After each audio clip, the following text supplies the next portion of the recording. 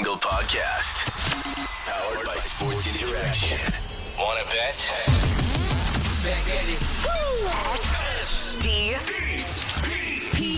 The Steve Dangle Podcast with your hosts, Steve Dangle, Adam Wilde, and Jesse Blake. Let's go! If you are looking for a show that is going to bitch about the refs all game, You found it! No, you didn't. No? Jess, can you turn my headphones up a little bit? The whole referee excuse. If that's what you're here for, we ain't bringing that today. Nope. I said my piece in the LFR. They missed some calls. They're always going to miss calls. It's fine. And because it's not Steve said fine, in the but it is LFR, what we're it is. therefore not allowed to say anything at all, ever. There it is. I'm fast. Oh yeah, that's good. Thank you. I appreciate it. Sorry. Sorry. Yeah, I'm fascinated by what you have planned for the show, Adam, because I've anticipated this morning more than, in a different way than most podcast days following a game. Okay. And it's, I'll wait for the perfect time to get into it. Okay. But usually there's a lot of overlap between what I have to say in the LFR video and then only a few hours later what I have to say on the podcast. Today it's completely different. Yeah. And I'm so hot and bothered that I've already spilled my coffee. Hang on. Already. Okay, so here's what I want you to do, Jesse. I need you to go to danglepicks.com and brag about your score because we got to shout it out. You're walking? Okay, Adam's leaving in the middle of the show because Steve spilled coffee, and that is redemption for me. No longer the spill guy. Oh, Did you notice how I didn't ruin any expensive equipment when I did it? I think that's called projecting. Yeah. Do we have to go to Long and McQuaid to replace this coaster? Here, come here. Jesse, tell him how you did at Dangle Picks. Tell him how you did. I think Steve is a little upset that he is now spill guy. Yeah, he is spill I am guy. spill He's guy. latest spill guy for sure. I am All right. Spill Kessel over here. So let me log back into my Dangle. I got him here if you want him. Oh yeah. Okay, read it so out to me. danglepicks.com. Now, first off, a big shout out to Sports Dog. Sports Dog with 17 points, 1-8. Mitch Marner signed jersey. Digate, you are number 2. You get the $250 gift card. Digatti. I woke up in a new Digatti. No? I don't know. If I think it's Diggity, Adam. No, Diggity is with an I. Yeah, but I think they spelled it funny. Nope, they didn't. It's Digatti. It's spelled diggity with an A. It's Digatti. Okay. And then Smalls 96. They could have been Smalls 69, but they decided to be Smalls 96. You get That's the $100. when you're both really tired Skip the. and just want to go to bed. It's been a long day, and I did a lot of laundry. Honey, I think we should 96. So they all won. Uh-huh. But it's always, we internally we want to have, by the way, over 2,000 people signed up for this. Yeah. We have another one coming for danglepicks.com tonight. It's coming out for obviously tomorrow night's game, so make sure you get in on it. Mitch Marner signed jersey every single time. We have, let me give you the points. Hold on, Steve. Let me give you the points. Let him read it. All right. Now, do I start from the top or start from the bottom? Start from because this isn't about me doing well. It's about the opposite of Okay, that. all right. So I'm going to start with Jesse. Jesse finished 45th out of 2,117. That's extremely Not good. bad. 14 points, not bad, Jesse. Yeah. I finished 514th. Oh. So that's Top still quarter. Top quarter, top Sure. 25%. That's a 75% on a test. I'm happy with Decent. that. That's with 9 points. Steve Dangle, 1690. With 6 points. 1,690th place. I put my faith in the Toronto Maple Leafs. That's a mistake. I know, dude. That's how we figured out there were over 2,000 people signed Yeah. up because I'm like, I must be in last. We thought you might have finished dead last. Yeah, like there was a chance, man. There was a real chance. But no, you're only like 400 from the bottom. Yeah. You're doing great. yeah, That's actually true. Yikes. son of a gun. How are you so bad at this? Oh, man. I don't know. It's been really fun doing this for each game. Oh, I love Honestly, it. like I've gotten a little competitive with it, and it's paid off. You know, Yeah. I'm 45th in game 5. Let's see what game 6 holds. Maybe Steve will finish in the 1500s. Game 2, I just put all my faith in the Leafs, and then they won 7-2, and I finished 20th. Yeah, that was good. That was a good game. But There you go. then I dropped about 1,600 spots. Holy shit. Is that all? That's not bad. Nah, it's fine. I want to do a shout out to Zachary Burns on Instagram. He let me know beforehand that he was at game, I want to say game 2, and he was sitting with a couple of people from Sweden. And they are listeners to the SDP because I guess they got to talking and the show came up. So R. Sandine and A. Nealon. No, it was not them. But I just thought that was kind of Calgary. neat. Big shout out to them coming here from Sweden just to see a Leafs game. Tony X tweeted last night, and I love Tony X. He said, "Whoever has the Leafs voodoo doll, enough is enough." Bro. And doesn't that sort of sum up where we're at? The Leafs, obviously, one thing that I think we should tell you is that there is going to be, and I told you that we're going to avoid this as much as possible, legit criticism to be leveled at the refereeing. But that is how they call games in 5, 6, and 7. If you watch the playoffs, which we went over this. Yeah, so- and they're not going to change it. So it is what it is. more directly, the Leafs got lucky 2 games in a row and didn't have enough luck to get lucky 3 games in a row.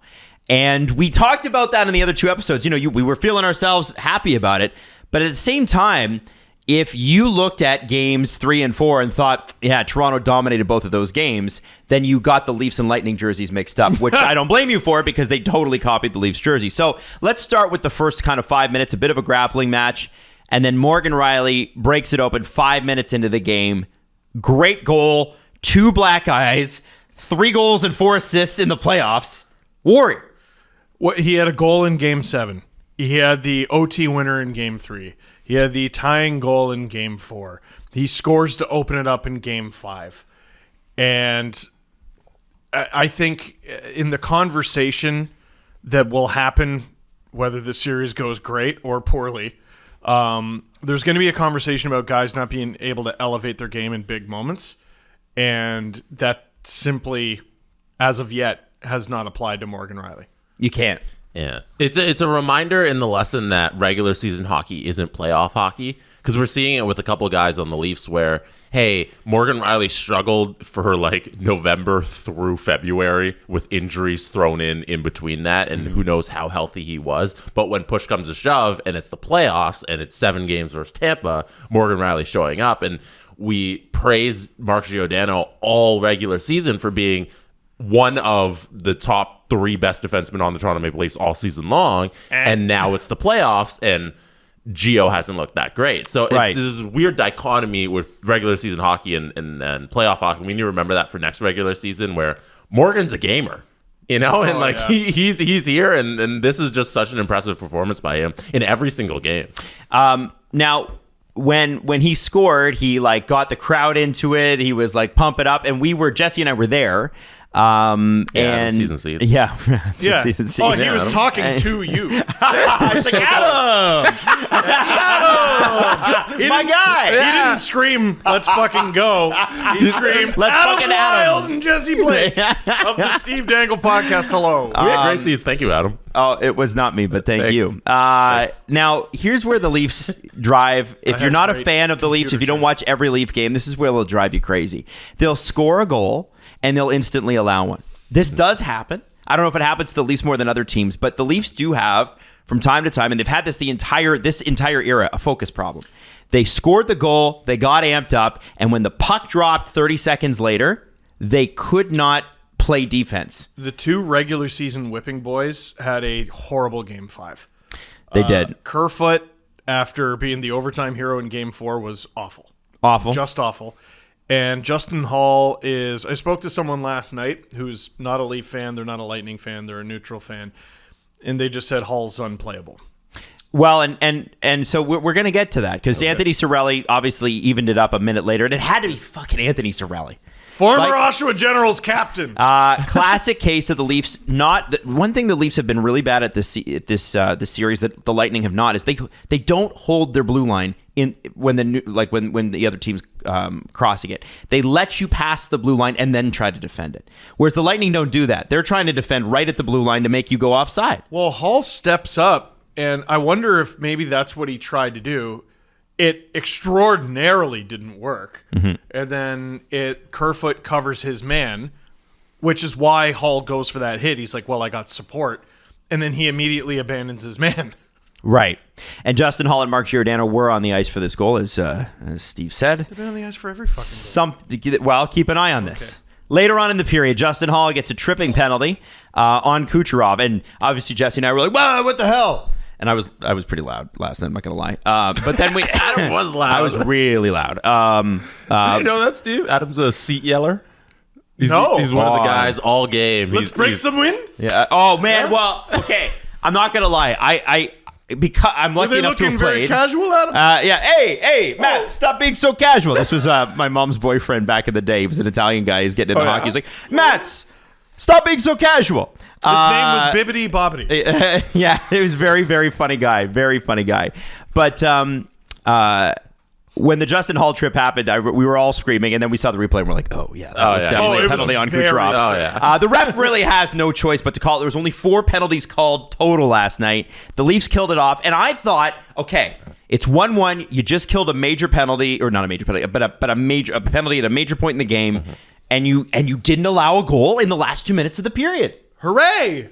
That's a decent little end to a period. The bar's so low. It is just beneath the Earth's crust. But hey, listen, we got to take our victories where they come, right? Yep. The first 4 games of the series. So Michael Easmont in the second period, who has not played since game 1. Game 1, he was injured, comes off the wing about 4.5 minutes in, and scores a goal that you know that Sergei Samsonov would like to have back. Now, Steve, what do you always say about Sergei? Freaking Ilya Samsonov. Oh my God. Man, we got to start a charity drive for that. When you're like, Steve, what do you always say? I was going to say, then it's Ilya. But, and it's not goaltender 10 the goal. It's make a fucking save. Where they are in terms of where the posts are. Yeah, that was a post goal. He was swimming last night, but I think there's room for more than one person to be wrong at once. And I think that was Samsonov not stopping a shot that he should have stopped. And it was also Mikey Easmont stopping mid-stride, pouring kerosene and gasoline all over Justin Hall, lighting a match and setting him on actual fire before shooting it into the net. I mean, he looked sub-National Hockey League on that play. Yeah. So that's now the second goal he's been on the ice for just in this game. And don't worry, I have the Sportsnet stat stuff to wrap it all up at the end of the game because it's ugly. Kerfoot then later on is, again, having a bad night. And this is what drives Leafs fans nuts about Kerfoot is he has the talent, he has the speed, and then he does stuff like this. Fires the puck, not even really under that much pressure, just fires it into the crowd in the defensive zone. Looks at his glove after. Which just made me go, oh, okay, I think they might lose. So it's a delay of game penalty. And you know what? A lot wrote on it. But what I loved about it was sometimes we've seen Keefe holding Marner back from the penalty kill to save him from it. He sent Marner Achari out there right away. You knew it was serious. Well, because Kerfoot's a penalty killer, right? So yeah. You got to get it. Also, Mitch Marner's their best penalty killer. Yeah, right. Easily. Leafs get some good chances on the PK because Marner's playing on it, but nothing comes out of it. And at the end of the period, this is sort of where the referee discussion comes in, and I think we should sort of mention this. And Jesse, I'm going to send this over to you because there is a freeze frame I want you to grab from it.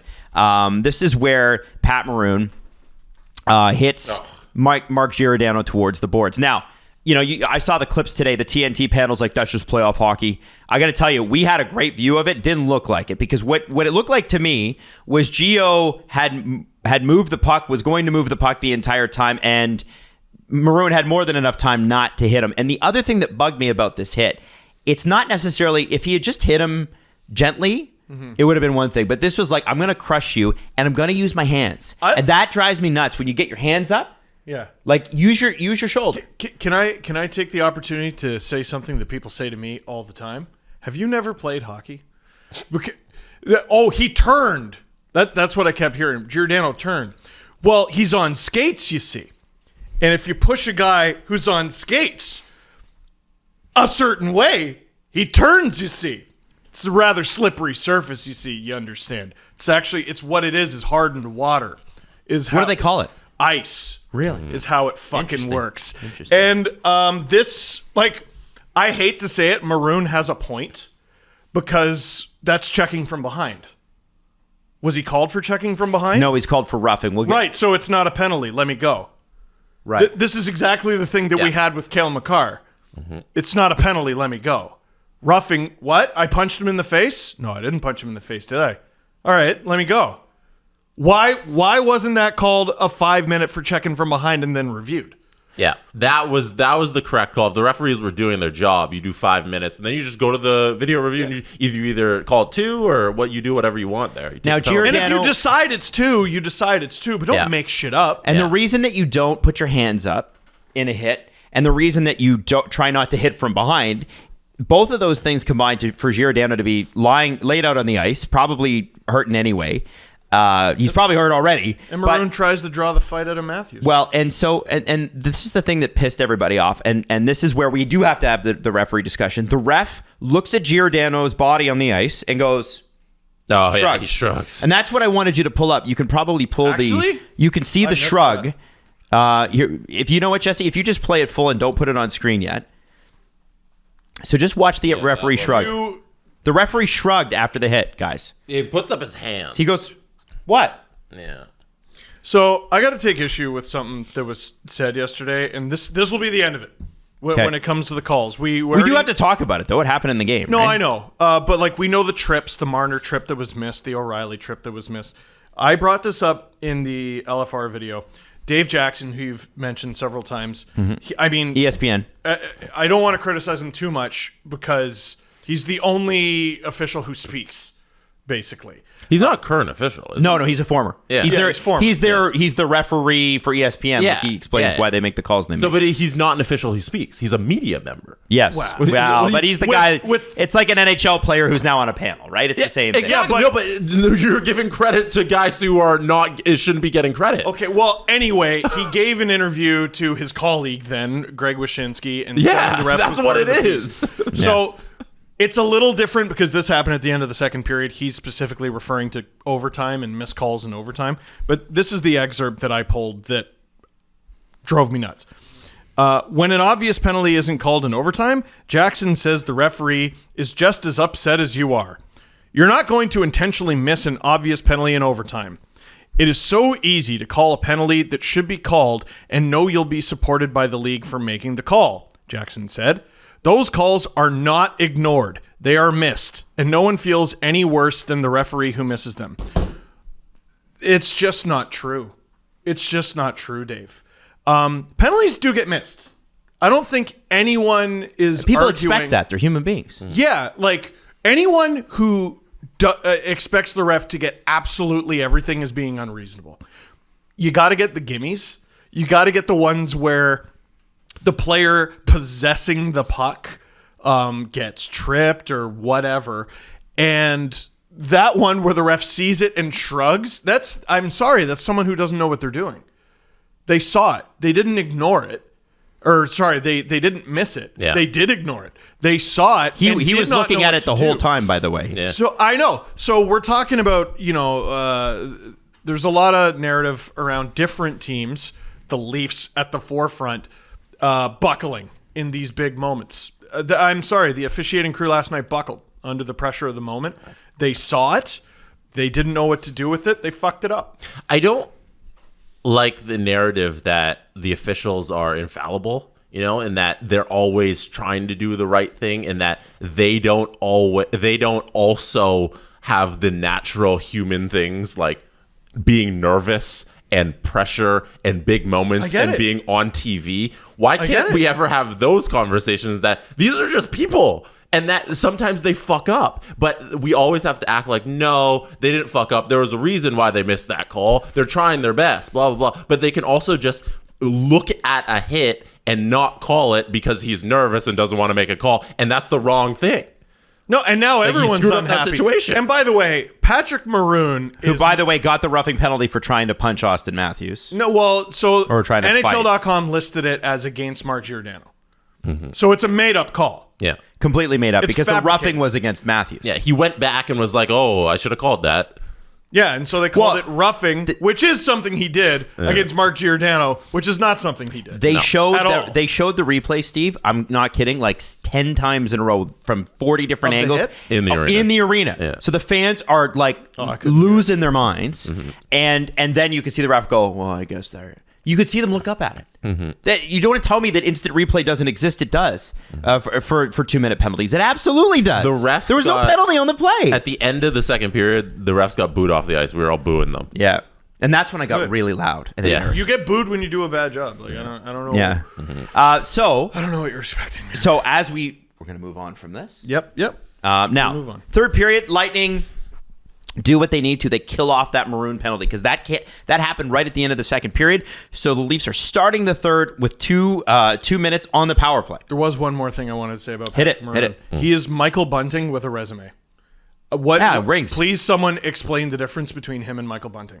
He yells and screams and complains about everything. Screams "fuck you" at the officials over and over again. Fuck you at the officials over and over and over again. He was an absolute fucking crazy person in Game 6 against Colorado last year. He does this every game, every whistle. He's Michael Bunting with a resume. I'm struggling to see the difference between the two, other than Maroon is a little older and has won some things. Yes, I understand that difference.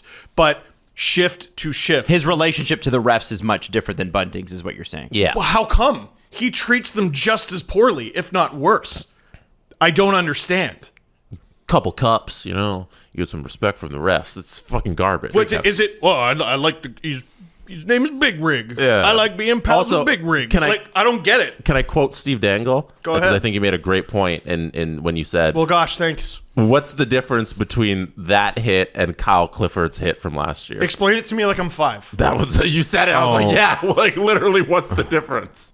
Explain it to and we agree that the Clifford hit is shit. Oh yeah, It was shit. That was 5 in a game plus 2 games. That's a 2-minute minor. Explain it to me like I'm 5. All right, let's keep going. Lightning kill off the Maroon penalty to kick off the third period. The Leafs do get some chances on this, but really, that was a good power play for them. Yeah, the officiating is not the reason the Leafs lost. They had a good power play. They had, honestly, I thought, outside of Game 2, which obviously Game 1 was a wash for the Leafs, Game 2 was a wash for the Lightning. Out of Games 3, 4, and 5, the Leafs had way more good chances in Game 5 than they did in 3 or 4. yeah. I thought. But it's kind of funny that we had that little narrative about Vasilevsky not being able to stop shots from distance, and the Leafs had a lot of chances in close. It's almost like the Lightning baited them into it, like they wouldn't be able to resist, and Vasilevsky came up huge. But I highly doubt making your all-world goaltender make all-world saves is baked into the cake, but I don't know, maybe it is. Sometimes I wish narratives would just go away and people would shut up so that the Lightning weren't like all they're taken aback by like, hey, everybody's criticizing our goalie, let's go out and do something. It'd be nice if the media didn't make that a whole storyline so then the Lightning didn't tighten up and then the Leafs could have just kept exploiting that. Shut up, Yeah. shut up. I'm like, shut up, everybody. We know it's a flaw. It's like I will Bunting when he say gets this. I will say this. The fans do drive the media narrative a lot of times. Yeah. Oh yeah. So, Oh, yeah. and I'll give you an example. Kadri. Kadri with the drawing calls. You think a bunch of newspaper writers, because this was a few years ago, you think they're like, this kid's penalty differential is off the hook. Yeah. I don't think that was going on in the rooms of the Toronto Star and Sun. No, the fans created Bob Ross. Yeah. Yeah. They created Nazem Kadri, Bob Ross. Yeah. I feel you looking at me, Jesse. Maybe And then he wore it as a fucking Halloween costume. it'd be better if we all just shut up sometimes and let the players play. Well, as And soon then- as they mentioned Bunting on Hockey Night in Canada drawing the most penalties in the league or wherever he was was at, over. it was over. It was over. So then we get to the third. The Leafs have a good power play, but they kill off. And then Nick Paul, who ate the Leafs alive last year in the playoffs, gets his first goal of the series. They go up 3-1 with 11:53 remaining. And listen, he was a whipping boy all year, so I'm attempting not to go this direction, but it's unavoidable in this series. Who was on defense when Nick Paul scored? Giordano and Hall. It was an unfortunate deflection from Zach Aston Reese, but we'll get into some stats that are not unfortunate. They're very you're on real. home ice. Next. Like, you're on home ice. I do have one person in particular I blame from this game. You're on home ice. That's your fourth line and your third pair in the D zone. Sheldon, what the fuck are you doing? Well, Jesse and I also noticed, too, that Gio and Hall are out there a lot when Matthews is. And I'm like, why are they out there with those guys? They can move the puck really well, and you would assume the Leafs are going to be in the offensive zone more when that line Okay, is so out you can there. shelter them a little bit? Yeah, so I don't hate that. Like, I want Brody and McCabe out there with the lines you're a little less sure about. Yeah. I'm cool with that. And then you got Riley Shen, who's But you got to have Brody McCabe out there with the fourth line. I don't disagree. Did Zach Aston Reese get an assist on that play? Fuck. With his fucking back kick to Nick Paul? That was a bad giveaway, man. He had a bad shift, too, because he had that weak-ass sort of hit that his upper body wanted to finish the check and his lower body didn't. Yeah. And I don't know if you saw that from where you were Oh, sitting, yeah. but it was not great. Leafs pull the goalie with 5 minutes to go. They get in tight with Vasilevsky, and lo and behold, they score. It's crazy when you put a little pressure on him. What can happen? Now, Vasilevsky made some unbelievable stops in this game, and I think we should mention that the Leafs could have easily had this tied before that. His best game of the series. He's amazing. Bar Yeah, none. Steve, Bar none. you said this is the game where the Leafs had the most chances. The game could have just been completely different. We could be talking about Leafs in the second round if Mitch Marner makes a better play on a breakaway and he hits the post and the puck maybe dings into the net instead of straight out. You know, like those two instances could have just been goals for the Leafs, and all of a sudden they're in the second round. Tavares had a couple tap-ins, but Tampa did a good job of tying up his stick a couple times. Yeah. So listen, this isn't like There's a lot of chances. this isn't an all hope is lost Yarn episode, croak. right? Sorry. This is not an all hope is Remembering lost. them all. Not an all hope is lost episode. No. Because it's not an all hope is lost series. Now the Leafs, they did score. Then Samsonov was on the ice for a little bit, and then he was off the ice. They can't make it happen in the last 2 minutes, and then Tampa, obviously, with seconds to go, pots the fourth goal. Now here's some thoughts towards after this game. So Justin Hall, just in this series alone, series has gone 5 games. He is a -7.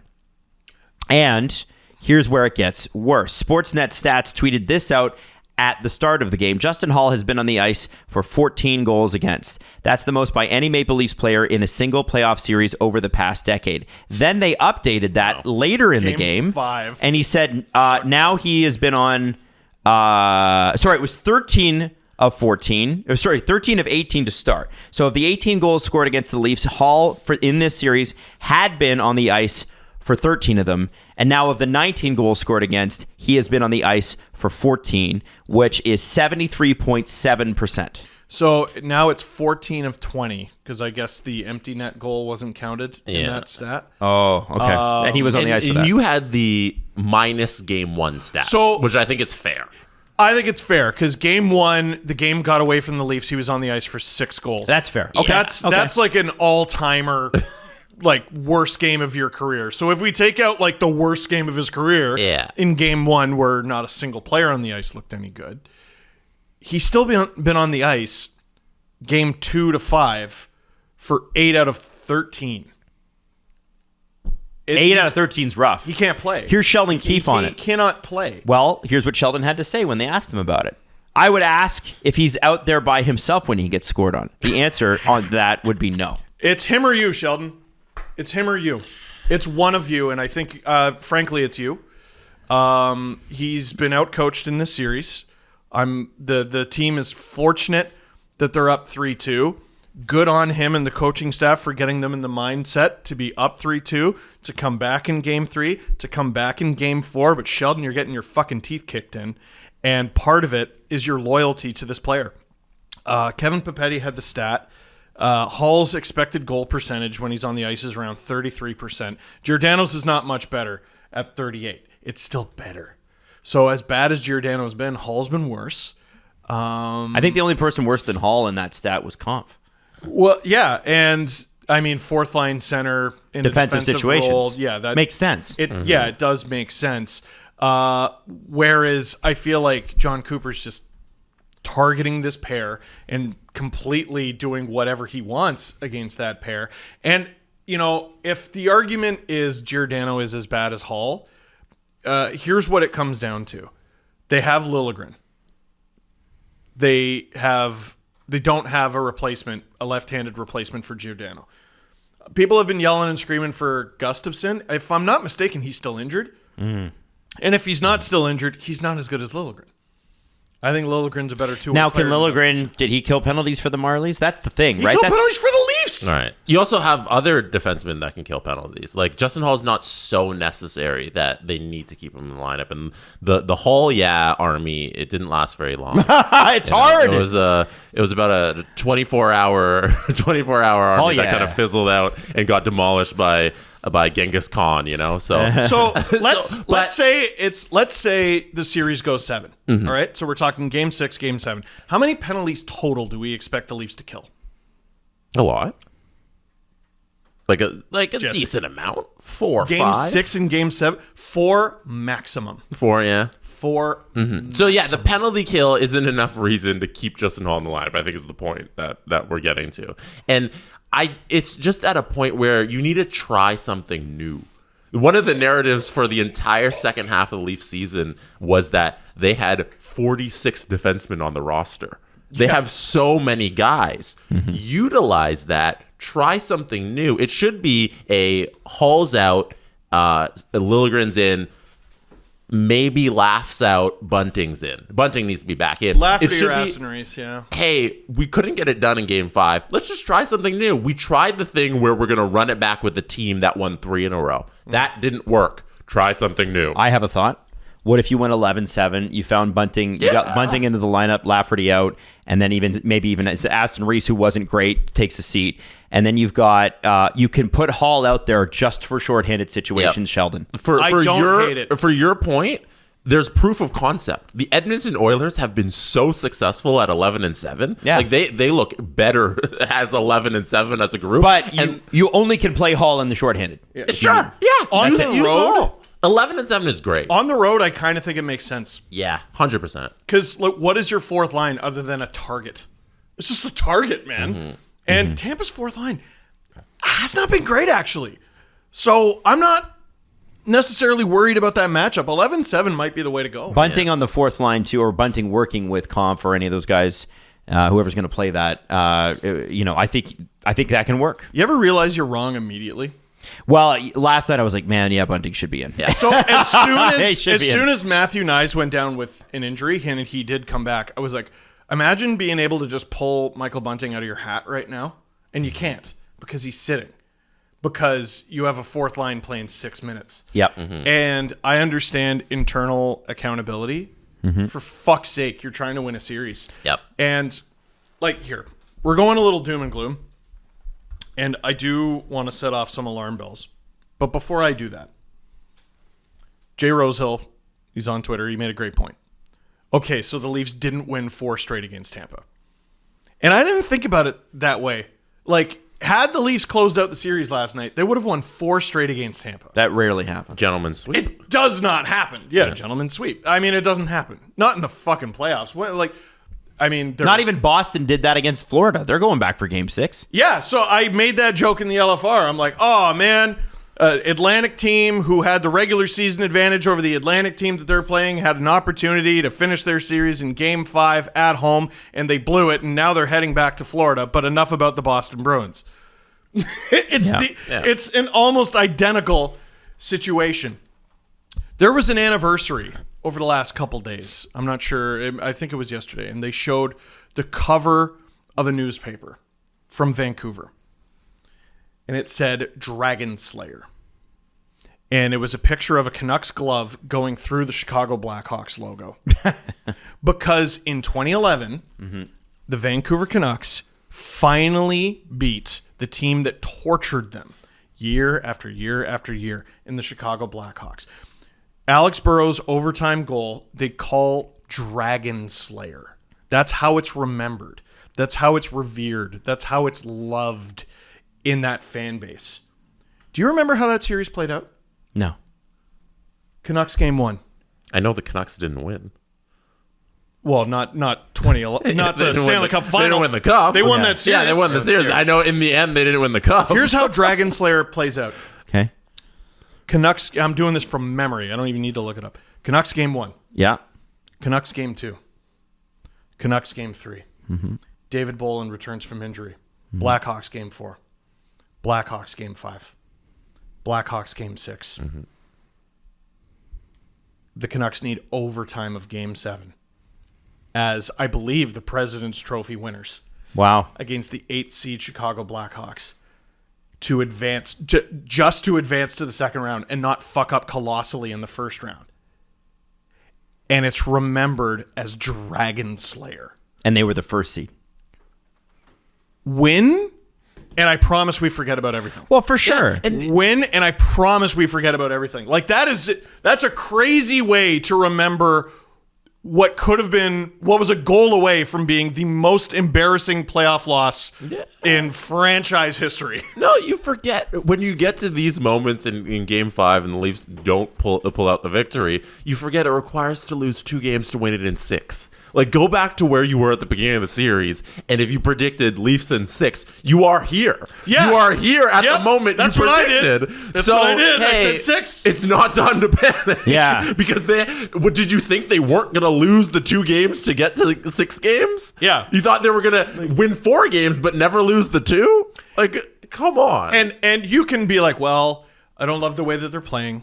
And, well, I don't love some of their roster decisions. And, yeah, man, like, you're not always going to love it all. It's game 6, and they still have a 3-2 series lead. Oh, but it's in Tampa, where they won both games. Yeah. They won both games. Well, they got outplayed. Well, what if they don't this time? You're not going to get outplayed every road game. Like, all I'm saying, listen, I think the 2011 Canucks are a decent team to bring up because you talk about a fan base with a little bit of a damaged psyche. Like, what do you think? That Canucks fans went into Game 7 thinking they were going to win it after what they saw in Games 4, 5, and 6? I highly, highly doubt it. Now, here's the epiphany I had this morning, though. I sort of had it right before I went to sleep. I was reading the messages from people, my Instagram messages, Twitter DMs. I was reading Twitter mentions, some stuff on Discord, some stuff on Reddit. We still got potentially 2 games left here. Okay? If they lose, it'll be in 7. That's the way it has to break down. People come to the show, and people come to my channel for the LFR videos to see how I feel, and I think to see if it matches how they feel. And I think my anger makes a lot of people feel better. And they are sort of like, well, he said it, and now I don't have to be angry because he said it, and they're able to go about their day. And as I was reading the messages from Leaf fans angry about the Game 5 loss, worried that they're going to fuck up Game 6, and worried that they're going to lose in Game 7, as I was reading those messages, I was like, I think this is the first year in 16 years of making videos I won't be able to match their anger. I won't be able to do it. If this one lose. in particular game. For Game 7. If it gets to Why are we- 7. And they lose? What are you doing? No, you're I'm jumping ahead. I am jumping ahead, but it's bubbling. And remember, if we get there, listen, erase this from your memory if they win Game 6 or Game 7. It doesn't matter. Okay. But it's bubbling. I'm not going to be able to match this fan base's anger with this team. Because if they lose the next 2 games, I got a question for Adam after. they're going to lose people forever. Like, I don't think it'll be blow a gasket time. I don't think it will be a repeat of what happened when the Leafs blew it against the Habs in 2021. I think there are people who are going to say, fuck this, and they're not going to buy the merch. They're not going to go to the games. And there's a backlog of fans, man, that are going to buy your big goofy hat, Jesse. I don't know what you're talking about. And the chain that I saw hanging Actually, that's off your my hat doorknob. because it fits my head. Thank you very much. Oh, that's just Adam's normal hat? Yeah, it's my normal hat size. There are, I think, a lot of people who are just going to go, all right, that's it. Adam. Because it's not just losing, it's Adam, doing great and then losing annually. do you think after, what was that, like 7 minutes, that we were just talking about how, hey, you got to lose 2 to get to 6. Everything's kind of fine. You think it's time to bring up losing game 7? Yes, I do. Yeah? And you know what? I get where Steve's coming from. It's time to talk about losing game 7? Because it's on everybody's mind. To pretend that course. people I aren't am talking the about it, scientist in a thinking disaster about it. movie. Yeah, 100%. It's coming. It's And don't you are look the up. vice president. You're literally don't look up. You're don't look upping Steve right now, Yeah. right? But it's like, what do you mean the asteroid? Don't even just don't look up. Listen to me! And I think at the end of the day, here's what I think, guys. The Leafs are going to win. They're going to win this series. I understand why you would be mad if they lost game 7, but they're winning, guys. They're winning. This is going to happen. And I'm a big, big believer they're going to make this happen. Let's leave it there. We're going to be back Sunday after the game. I was hoping today would be a celebratory episode, but maybe Sunday can be. Okay? Play your best lineup. When you have a 20, We actually have to get to Dave. If we don't get to Dave, he's got to go to a meeting. goal scorer sitting on your bench, play him. Do that. Oh, I see what you're saying. I thought you meant like give me your whole lineup. I was like, Jesse, we don't have time. No, play Michael Bunting. Like, I like that. Play Michael Bunting. You're right. Let's get into Dave. You can bet that with David Bastel. Brought to you by Sports Interaction. Get in the action and make a play. 19 plus. Please play responsibly. Dave Bastel. Now, Dave, Yep. we're sorry. Okay. The Thanks. Winnipeg Jets eliminated yesterday. Dave is from Winnipeg. He's a Jets season ticket holder. He's a Bomber season ticket holder too, even though he lives in Toronto. Yeah, it's this is weird. It's a man Mayoral who candidate. Yeah, this is mayoral candidate for sure. And Dave, I'd love to run. Yes. Dave also loves the New York Jets. So we'll Yes. talk about them in a second. But Dave, it was weird. we just want to know before we get into the odds of the Leafs Lightning tomorrow night in Tampa. How are you? I'm feeling more pissed off than Rick Bowness in my head. Okay. But I'm not really. Yeah. So like I could not salute a coach more than what Rick Bowness said. And if you didn't hear about it, We're gonna do play it yourselves a coming up. favor. We're playing coming up. Yeah. Do yourselves a favor because so well said and the truth, right? It's not the sugarcoating BS that we just come to custom. It's the team quit yesterday. And so did I. I canceled it after the second period because I got stuff to do in the morning. I'm up at 6. And if you guys are going to play like a-holes, then I don't need to watch this crap. So that's basically what I did. And yeah, it's really that. disappointing. I love As a that. real fan. Yeah. A real fan cares enough to check out. You know? and protect their mental health. Well said, Wild. Well said. So that they can come back and cheer harder and others. That's Yeah. That's When they right. deserve Let's it. go. We got to reserve our strength. So, Dave, Tampa tomorrow night. Leafs, Tampa Bay. Obviously, this is Game 6. What are we looking at odds-wise right now? Who's the favorite to win this game? Well, you know what? It's funny you say that because for the first time in this series, the Tampa Bay Lightning are actually favorites in an individual game to win. I am gonna fight you. It's my quite. God. I don't make these odds, Dangle. Okay? I think that's a You're lie. the face of these odds, Dave Bastel. Dave, you don't set I just every know odd for people, sports okay? interaction. It's slight favorites. Slight favorites. So God. Tampa Bay a 186, Toronto 196. Over under is still 6.5, which I'm loving overs in this whole series so far. But yeah, that's what it looks like. Slight favorites to force a Game 7, which obviously would mean Toronto would be the favorites in Game 7. But let's hope for your sake there's no Game 7 because I don't think anybody wants to see a Game 7 here in this series. Yeah, that's something that we want to avoid desperately. If you make the Yes. Leafs favorites in Game 7, you specifically, Dave, Oh no, you're not getting anything for Christmas. so far Steve away, gives and good- you've already made this decision. He gives good gifts. You want to be in on that. You want to be in on the Steve gift giving. Okay. No one I gives will. better gifts than Jesse on this panel. I'm not going to lie. Oh, Jesse's thank the you. best Really, gift yeah? giver. Very Oh, yeah. thoughtful. Appreciate that. Without question. I think Saturday is an opportunity to get some great value on the Leafs. They're underdogs. There you go. Hey. Almost 2 times your money. There we go. Positivity. Now, Dave, I'm going to ask you about your other Jets. Yes. Obviously, The green Aaron. one. We haven't had a chance to even talk about Aaron Rodgers, but I do want to take the moment and talk about it. Aaron Rodgers, what has he done to the odds of the Jets even making the playoffs? Forget the Super Bowl odds.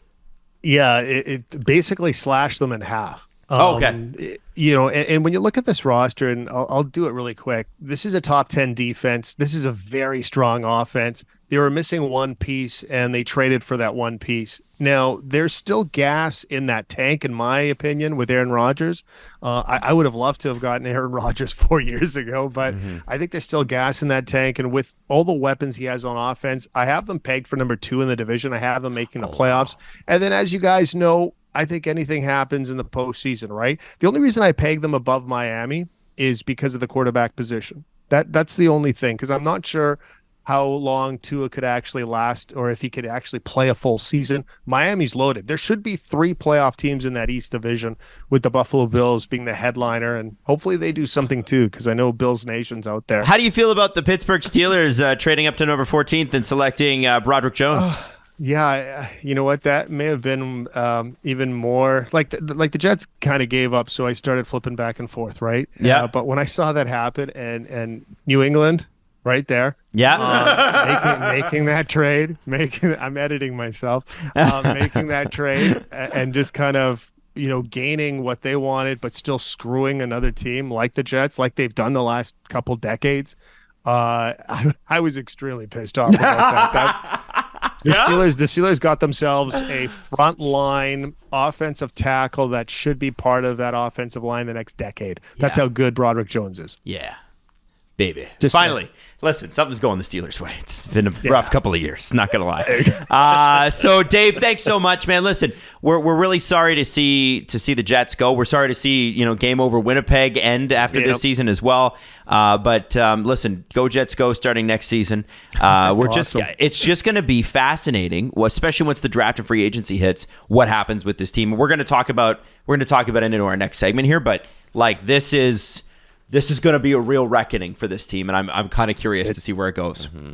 Yeah, so am I. And I'm also kind of curious just to see, did Rick Bowness just, get himself ejected? Because he told the truth. The truth. He has 1 year left on his contract, by the way. 1 year left, but something to think about. Have a nice weekend. Let's talk about a second round series when we see it. Yeah, with the Leafs, though. Featuring the Leafs. That one. Well, that's what I'm referring to. Right. We have to say it out loud, Dave. We have to say it out loud. It doesn't happen to us much. I know. We don't. Bye, guys. Bye, buddy. So, Jesse, I sent you a text. Okay. It has Rick Bowness. Now, Rick Bowness made a lot of headlines. If you haven't heard, the Jets went down last night. We're going to talk a little bit about the game, but I want to bring you back to March 29th. March 29th is almost exactly a month ago. And by the way, when this episode comes up, maybe you're listening to this on Saturday, and it's April 29th. The playoffs operate on COVID time, where I don't know how long anything takes. Yeah, it's weird, isn't it? March 29th was easily 2 months ago. Yeah.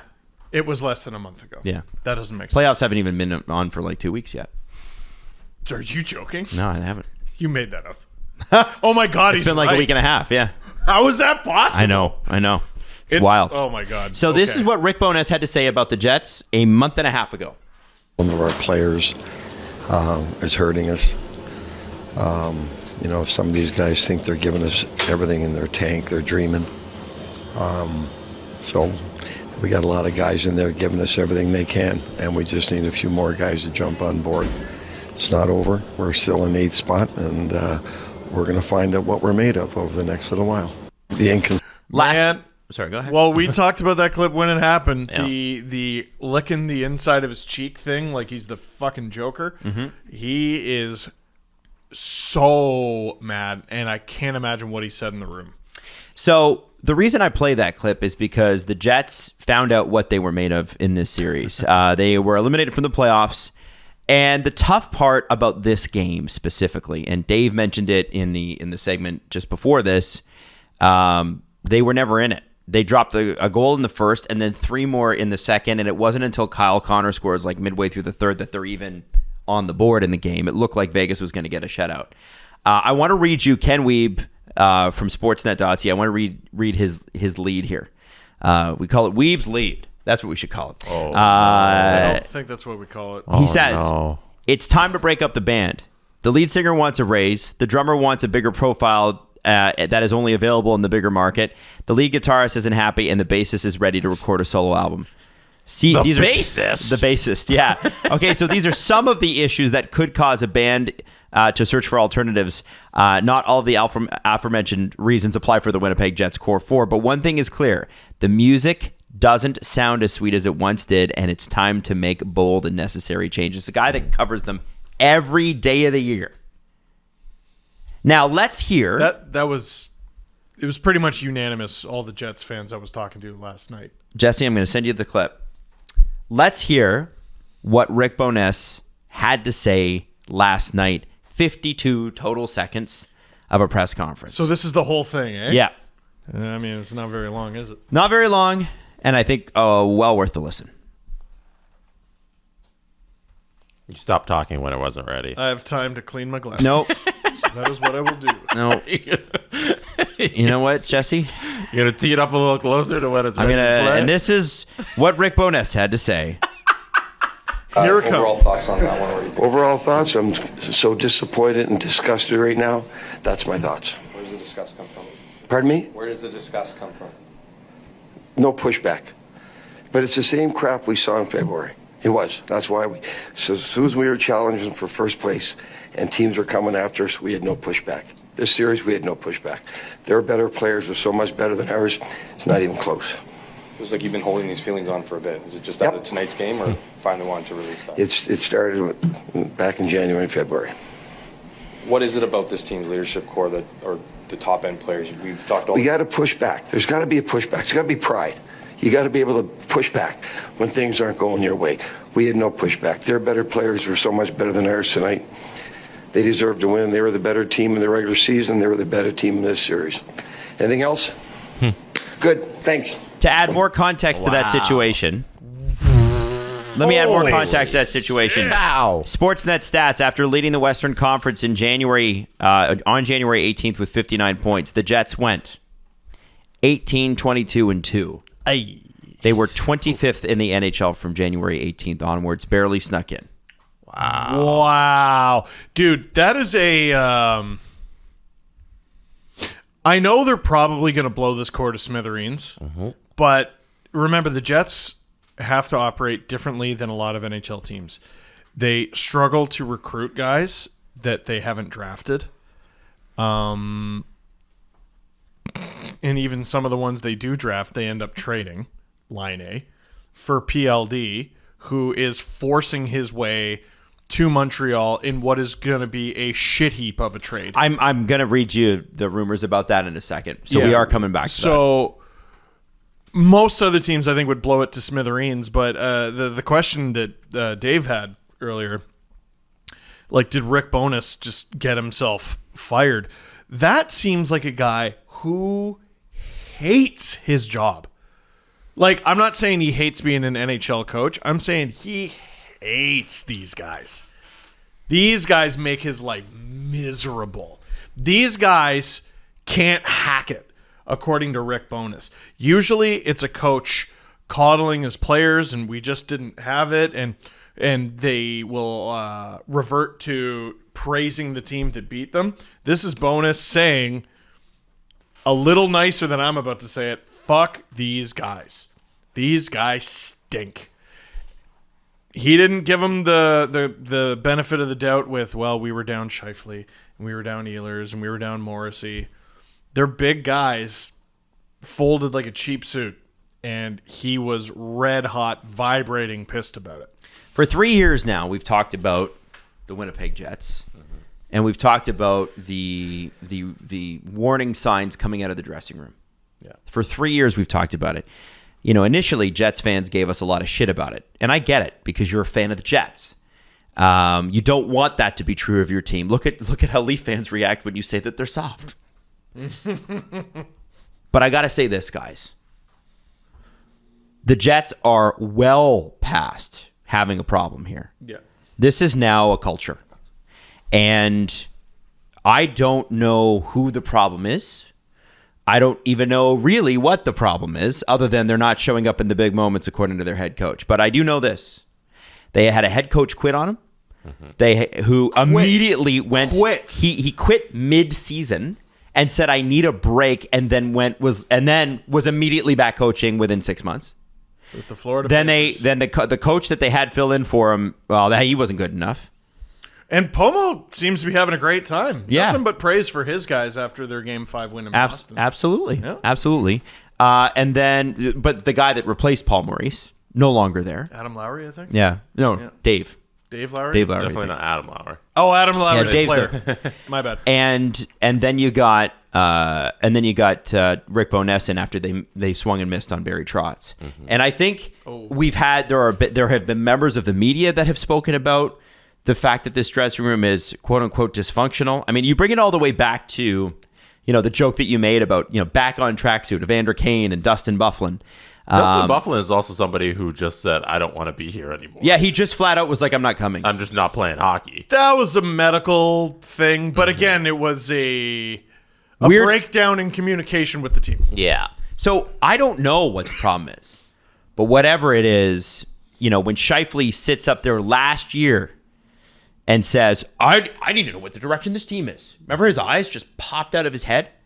There was like a good 3 weeks where Scheifele was like traded. He was gone. Yeah. And they tried to trade Blake Wheeler and couldn't. And now that ship sailed. I know they need to do something, but you have to assume that if Blake Wheeler's the guy you're trying to trade, then he's a part of your perceived problem. And you can't get rid of him. I just don't think you can trade him. You can trade anybody, but I just don't see you getting value. It's an untradeable contract when he makes $8.25 for all of next season. It's just that so they're going to have to retain. I shouldn't say it's untradeable. He's probably gonna get traded, but there's got to be a lot of retention there. There's got to be you're adding the assets to get rid of this player if you want. And he makes 8.25 in actual money too. It's not just the cap hit. Ooh, it's the dollar and amount. It's all base. Oh, that's so shit. Yeah, I think Adam, it's time to blow up the core. I don't understand how you can. It's been 3 years of this. There's no way you run it back with these individuals. And I'm waiting for the stories to come out. Because we haven't had the piece in The Athletic, the piece on Sportsnet, the Michael Russo deep dive, right? Yeah, I'm waiting for that out of the Winnipeg reporters, where it's like, this is what was happening in the dressing room, and now we get a sneak peek into why this isn't working, and then they all get traded. Sort of surprising that we haven't. I think they're waiting for them to leave town. That's usually how it goes. With the Nick Nurse situation, the day after Nick Nurse is fired, there's 80 articles by all the Raptors writers be like, this is what was actually going on and it wasn't pretty. Yeah. So I think once they're traded, we'll get all those stories coming out. Pierre-Luc Dubois and the Montreal Canadiens were immediately linked afterwards. Obviously, Friedge said on the 32 Thoughts pod that he said if there was any doubt about this core, this erases that doubt. And then Merrick goes on to say, Pierre-Luc Dubois is fascinating to me. I look at the obvious target, which is the Montreal Canadiens, although I'm led to believe there are several other teams that are that he's interested in going to. But we all remember the comments at the draft. Preferred destination is Montreal. Basically, it sort of starts and ends. I guess there was some sort of potential move involving Kirby Dach that never materialized. But I think it is going to be fascinating to see the return on that, because Montreal is in the driver's seat. Even apparently teams were told, non-Montreal teams were told, if they were interested in Pierre-Luc Dubois, that they should be aware that he's interested in Montreal first, and that's what he wants. If I'm Kevin Cheveldayoff, there's not a fucking chance I trade that guy to Montreal. Not a chance. Go fuck yourself.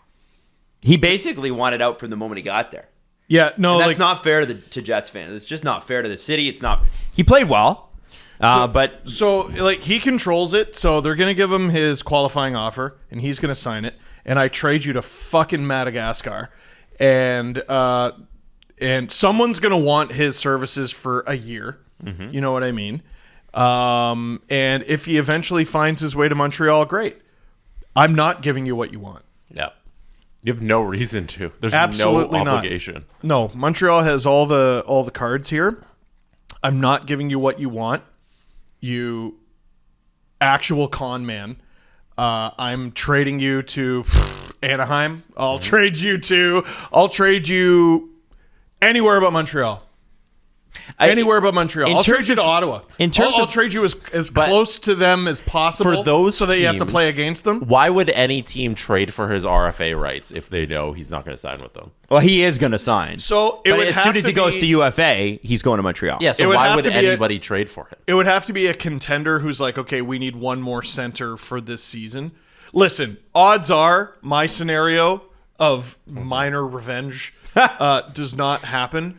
But, listen, Habs fans, if you're excited about Pierre-Luc Dubois, I get it. He's a good player, and he wants to play there. I'm not expecting Habs fans to dislike the guy. Anybody else, I don't know how you cheer for this person. How do you cheer for this person? So here's the thing, right? He said the reason that things didn't work out in Columbus was because he wanted out of Columbus. He got traded out of Columbus. Now he wants out of Winnipeg after he got his wish to get traded. I think he would have wanted to go somewhere else other than Winnipeg, I think is what he's saying. But I look at this. Okay, so Pierre-Luc Dubois had 27 goals and 36 assists. Michael Bunting had 23 goals and 26 assists.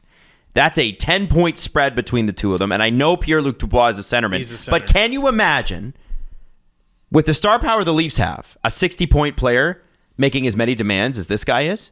Well, I mean, you mentioned the Leafs. They could use a player like Pierre-Luc Dubois. I think most teams could. Yeah, if I'm the Jets, I'm trying to find a contender who needs this piece. Send him there. And again, listen to what I'm saying. We're going to get revenge on him by trading him to a contender. This guy just has Winnipeg completely by the balls. And I don't know how you cheer for him. But my question is, why does he have them by the balls?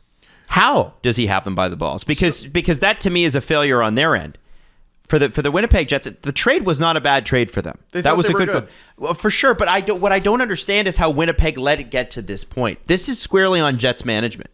You can't let a 60-point player dick you around like this.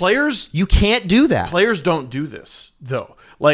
If I'm the Jets, I don't necessarily anticipate this happening because this never happens. It very rarely happens. If it does, it's very specific case. What's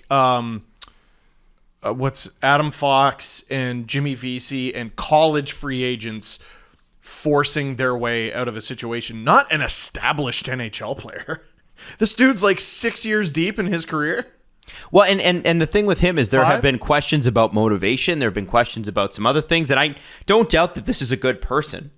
So I'm not trying to assassinate the character. I'm trying to say this is in both organizations he's been a part of, which have been small market organizations. He has been the guy that has been pushing for his way out. He pushed his way out of Columbus. He is trying to push. Even he can deny on his live streams all he wants, like he did last summer, that he didn't want to go to Montreal. Guys, the trade was almost done. No. His agent was like, "You're going to Montreal." Called him and said he was going. And so let me say this. Pierre-Luc Dubois for me, I think is going to be. I hope he goes to Montreal. Yeah. Because you know what going to a big market does? A media heavy market does? It lays bare everything of your imperfections. Mm-hmm. Austin Matthews and Mitch Marner regularly get shish kebabbed in this market. Like a what? They get a nice big old stick through them. By the media. Good. You see what I'm saying? Hey, and then they get put on the barbecue and cooked. Hey, let's go. When they don't show up every game because they make every game show up money. Whoa. Holy shit. God damn. That was really loud. Maddie was like, oh. You made a good one. Thank you. And people are driving. So listen, so all these in Toronto and in Montreal, if there was in Toronto Maple Leafs at least, and Montreal Canadiens at least, if there was a deep dive to be done, they don't fucking wait for the coach to leave town. They'll do it while the coach is right there and then ask him about it. And then when they get fired, they do it worse. Yes. Oh, and by the way, let me kick your ass out the door. Do you think that Montreal is an easy place to play if you are a French Canadian going to the Montreal Canadiens? I get why he would want to be there. I get why they would want him. But PLD, my man, are you sure you're ready for that? You couldn't handle the stage in Columbus. You couldn't handle the stage in Winnipeg. You had some good seasons, but your career high is like 63 points. You're acting like you're Ovechkin. You're not. And I would love to see the Montreal media, this is what they'll do.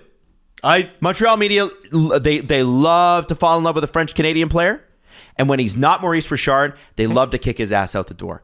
Ask Danny Briere about it. Absolutely tear them apart.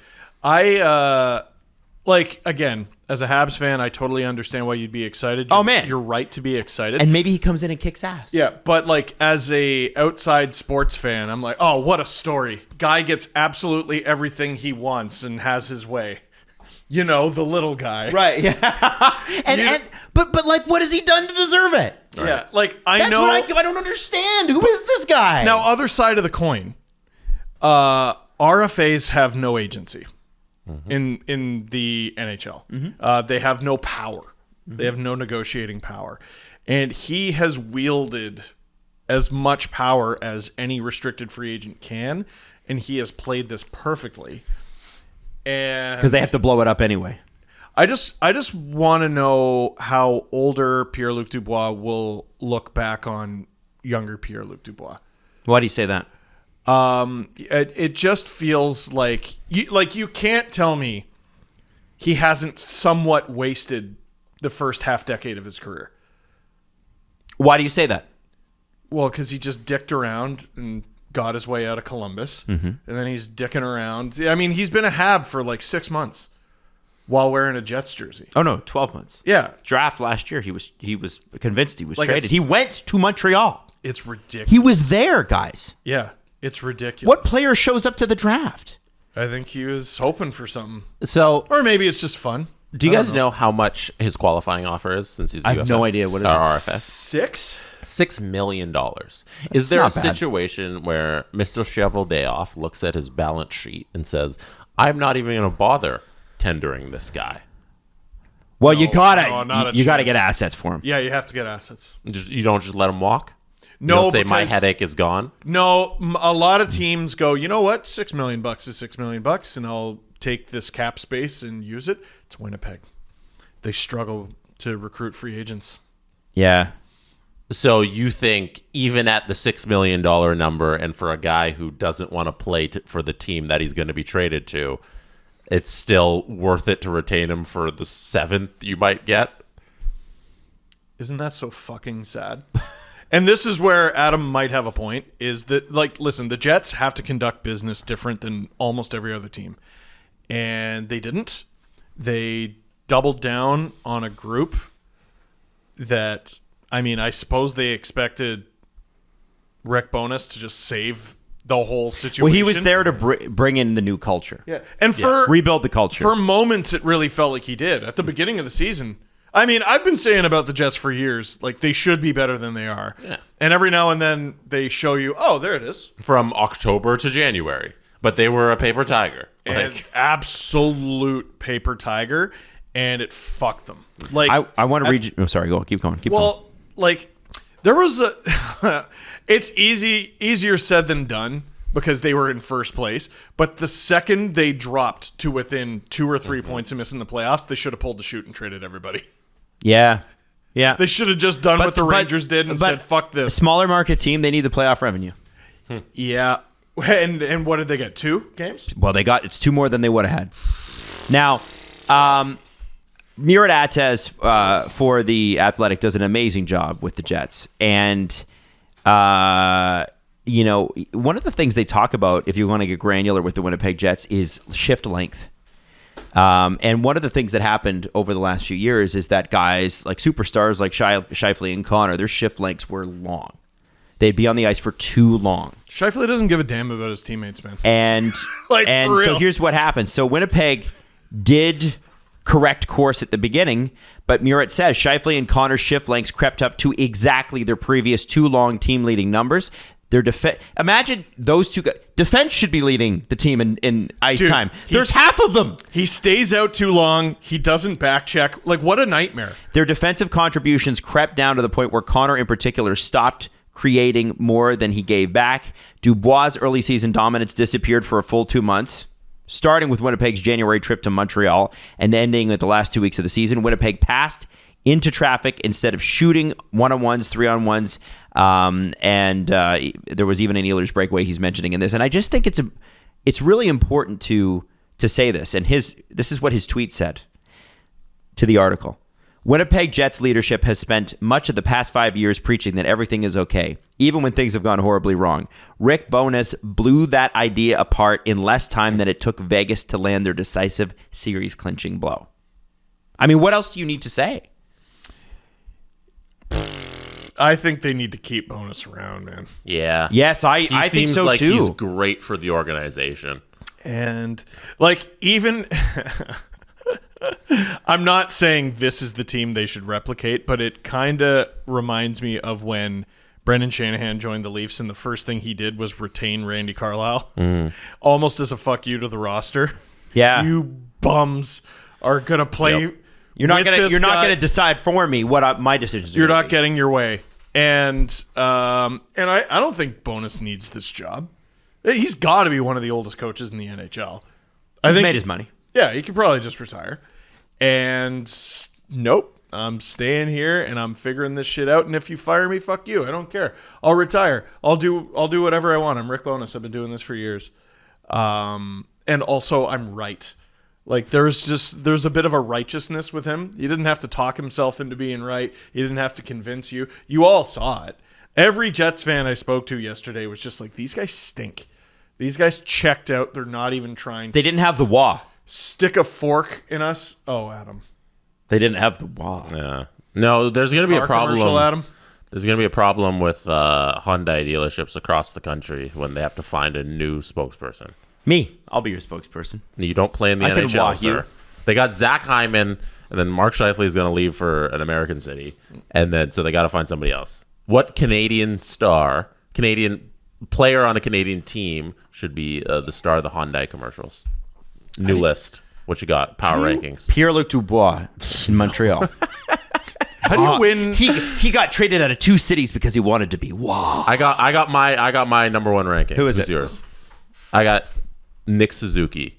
Oh, I like that. Wait, so sorry. Say again. Who's going to Player on a Canadian team, not on Toronto, because they're too big for the Hyundai commercials. Whoa! They got Scheifele and They are Hyman. not too big for They the Hyundai commercials. They got to represent the other side, the other parts of the No, country. they want to go outside of Toronto because they Yeah. don't want the Toronto athletes getting all the thing. Yeah, I get that. Yeah, I get that. Okay, I got Nick Suzuki, power ranking number one. either Elias Pettersson or Brady Tkachuk. So Brady Tkachuk Petter- steps up and slashes the back tire of the Kia. Pedersen's a good one. And then he goes, "What? It's not my car." And then he walks away. Wow. What's it? Yeah, I think Pedersen's a really good one. He is a good and one. and he could go. It goes from 0 to 100. Sorry, Right? can, 'Cause he scored 100 by the way, are Connor McDavid and Leon Draisaitl not available? No. Connor's too big. I Connor's mean, too maybe. big for that. They got Hyman. You know who I like? I like Hyman is in the fucking commercial. I like What are you talking Hyman for about? that. I like Hyman for that. I like. already in it. I know. Nuge could be. No, Nuge we is have Hyman an level. Oiler. Oh, you gotta have. We have an Oiler. Mackenzie Weegar. Shut up. Did you see how quickly we didn't go to the Flames? Oh yeah, Who they're are just- also going to blow it up? I would if Nas has a better year next year. I would do Nas. Oh, there we go. Nas would be good. Nas All could right. do it. I think that's a good. It's not his fault. They got to get rid of that coach. So, a good one. I agree. Nas is a And good they're one for the super Hyundai not going to commercials. do it. So, okay, this I hate to do this to Jets fans, but this is pretty bleak. So, let's go through the list of players who they're probably going to trade. Blake Wheeler. How do they win that trade? You can't. Answer is you don't. $8.2 million, and he's 36 years old. Mark Scheifele. How do you win that trade? You probably do. That's the only winnable one that I see because he's undervalued, or is he? You get $6.125 million for a 30-year-old 1A, 1B center. Mark Scheifele's 30. Yeah. Time needs to slow down. You can no you can kidding. get a pretty penny for Mark Scheifele. Logan Stanley. How do you win that trade? You don't, because you get fuck all for him. Is Logan Stanley's not somebody you're looking to trade? He's RFA. Yeah, you do. RFA? They're trying to move him. Yeah. I feel like Frege has brought him up several times. RFA who's 25 years old, makes not less than $1 million. Who knows what he Yeah, he makes less for? than $1 million because he's not very good. Yeah, he stinks, man. He's just big. Who else you got? PLD. How do you win that trade? No, you don't. You don't. Adam Lowry. You don't move that. You have to keep him. Yeah. That's a you don't. Do you move don't Kyle Connor? Kyle Connor's so good. I know. Man. That's why I think if you're going rebuild, Wasn't though. you move Kyle Connor. $7.1 million until 2026. That's a hell of a deal. Yeah. You think about what could you get for that?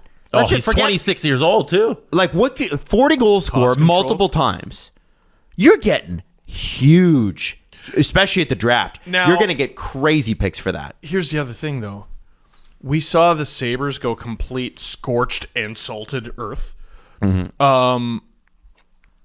And what we discovered is they can't do that. Because, again, they struggle. They had a bad culture, and they struggled to recruit people to their city as well. I'm not sure the Jets can tear it down to the... I'm going to be honest with nervous you. I system. don't think that's an apples to apples comparison, and No, I'll of tell you course why. not. I'll tell you why. No, I'm not trying to take away from your point here. I'm just Eat shit. I would say that what contributed to the Sabres Yeah. situation was the chaos at the top. They had bad general manager after bad general manager, and they had an ownership group that didn't give a shit. No, of course. And so, you know, as much as apparently as nice as the owners are, I think their focus was the Bills. And they I mean, think about the if the plan had worked in Buffalo, they would have been winning again in 2016. They would have been back in the playoffs. Connor But they McDavid. signed all the worst free agents. That free agency year, Okposo, Molson, who else did they like? It's just bad. Jeff Skinner was then defenseman? Christian Ehrhoff. yeah, like but that's what To they were trying to wild do money. to surround Jack Eichel with those players, right? So they had the sort of idea, but I don't think that their ability to evaluate talent was then what it is now. Kevin Adams is proving slowly but surely that he's a good talent evaluator. Yeah. Okposo, I think, was a little bit of bad luck, but the rest of it, health wise, right? yeah, rest of it was real bad. But I'm using it as a comparison because, again, small market team that has trouble recruiting players, and if you're going to rebuild from ashes, you need to draft a lot and nail all your picks. That was another thing with Buffalo, is they weren't nailing their picks. Yeah, true. Right? True. So, And Winnipeg's pretty good at that. well, oh my God, Heinola? They got to make a decision there. Yeah, they do. Cole Perfetti, he'll get back into the lineup, once he recovers from injury, obviously.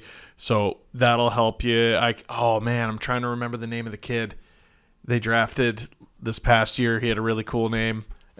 Whatever.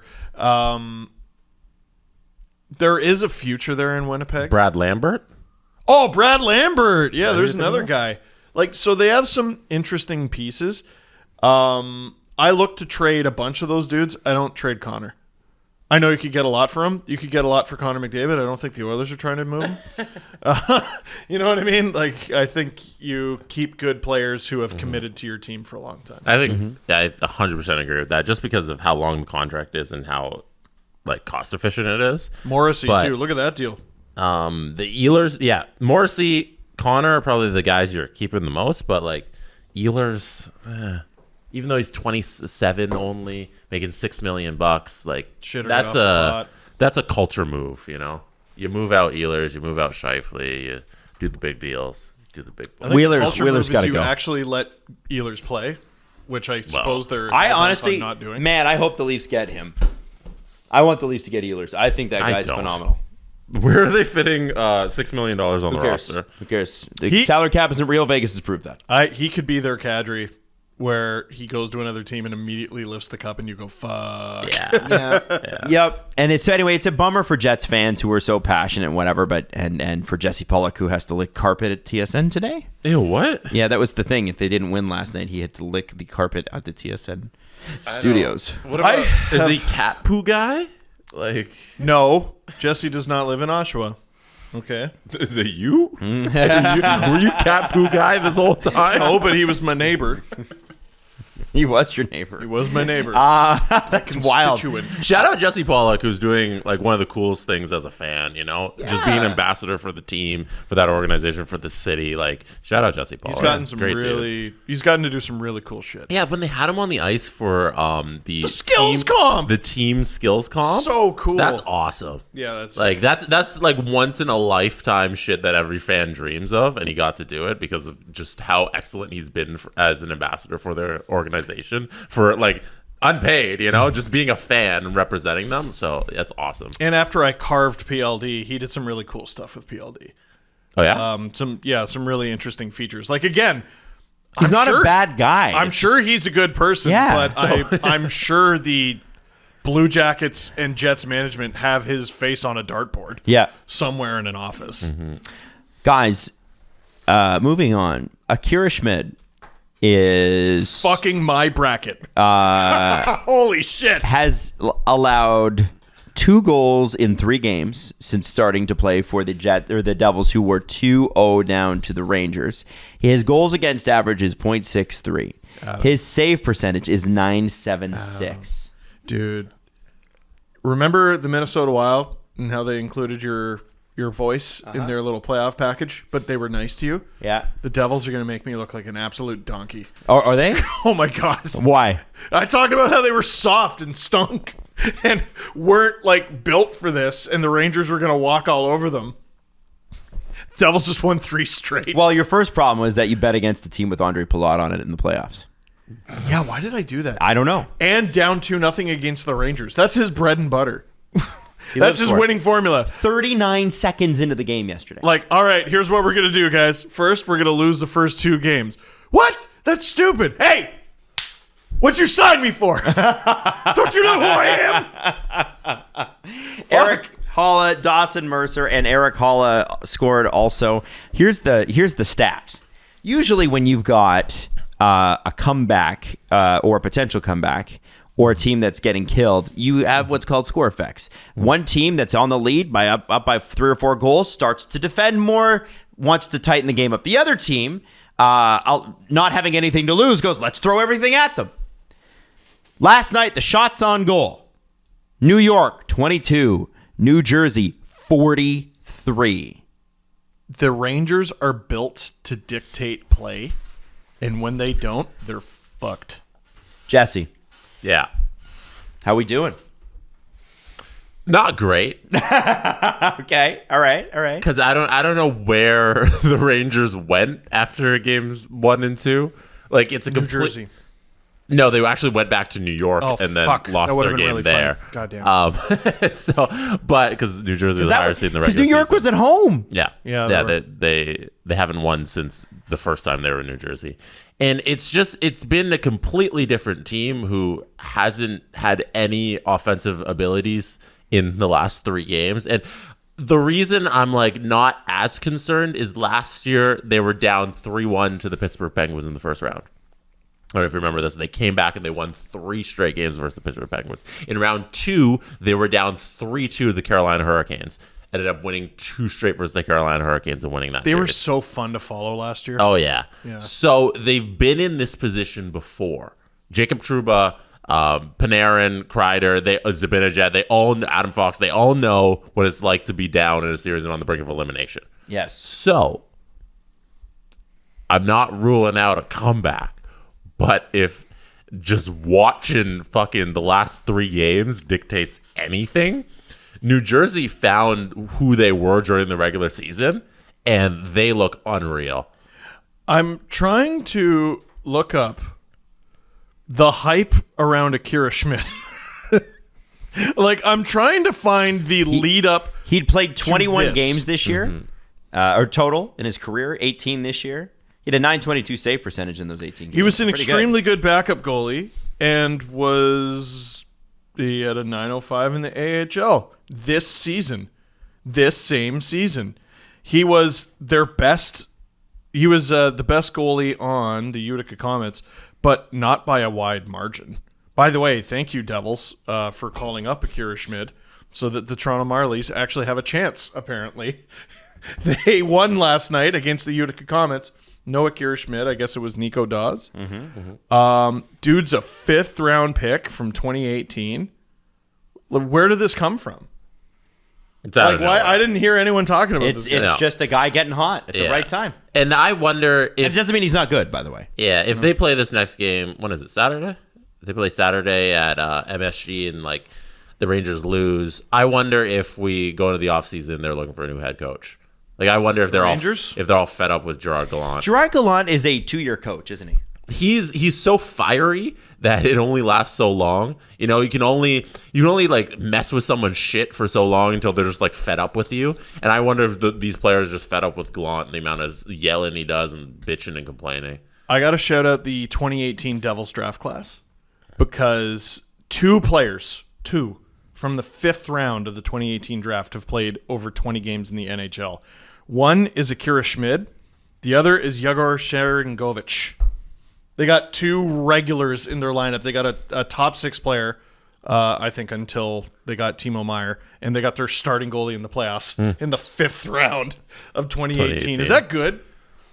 Is that good? There's a little bit of luck in that. By the way, I just want to throw this out there. Gerard Gallant, head coach of the Columbus Blue Jackets, 2004 to 2006. Yeah. Florida Panthers, 2014 to 2016. Vegas Golden Knights 70 to 20, and he is now 21 to 23 with the Rangers. And if they lose in their first round series, you have to think he might actually just be a 2-year coach. Your general manager Chris Drury provided you with all of the horses to go win one round versus the New Jersey Devils. You have them. Maybe it's a little bit on you, Mr. Gallant, for not getting them. You got Tarasenko and Kane. You know? When you're riding Secretariat and you're racing against Iggy, you should probably win. Iggy's fast as shit. Like, still. Yeah, but the thing is, Iggy has to be motivated to go fast, right? He's not 100% true. Bindy's fast too, but she is so fucking lazy. It's like you see it once a year. But Bindy, I think, runs like Iggy, where like dogs do this thing where when they duck their head, yes, you know they're about to fucking fly. Yeah. Yeah. Bindy's good on corners too. Corners hard. Oh, Iggy's so good at the corners. You know that I gotta weird. bring Bindy by. We gotta race him. Oh, we do gotta race him. You know that weird Take thing bets. No, I'm dogs kidding. do at the dog park where one dog runs in a circle and the rest of them follow him? Yeah. And they all try to catch him, and then one dog breaks apart from the circle, which is cheating. That is cheating. It's cheating. They are cheating dogs. You're doing it. You're breaking the dog rules. Yeah, and all the dogs look at him like, "What the fuck are you doing, Bosco?" Or whatever the dog's name is. Riley. But Riley, what else? Luna. A lot of Lunas.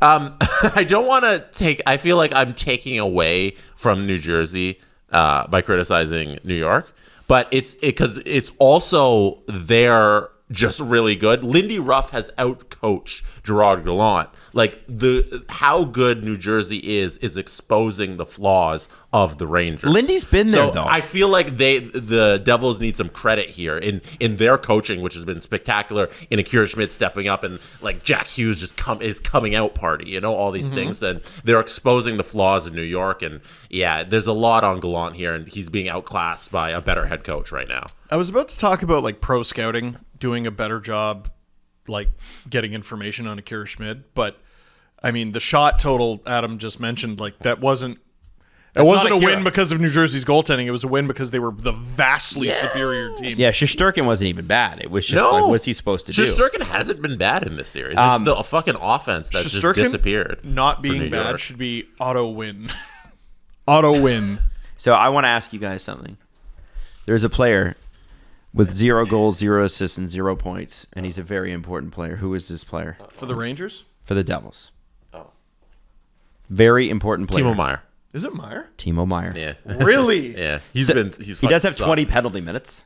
But if there was a guy that you're pegging to go, that guy should break out and help him close the series. Yeah. I feel like it's going to be Timo. I'm not trying to shit talk the Devils. They got it done by committee. And when you have Andre Palat, Timo Meier doesn't need to score. Andre Palat is one of those playoff performer guys. He just is. But I think they are going to need more out of Timo Meier. Yeah, I forget who I was listening to the other day, but they were saying like the Devils are doing all of this with like a literally zero production from Timo Meier. Imagine if they got him going on top of everything they're doing. Yeah. Wow. So yeah. Wow. Yep. Wow. And it's not like he's never been in the playoffs before. Oh, no, he has. And he was actually really good the last time he was in the playoffs. I was looking it up. In 18-19, San Jose played 20 games in the playoffs. Wow. He had 15 points. So he's a playoff performer. It just hasn't worked for him yet.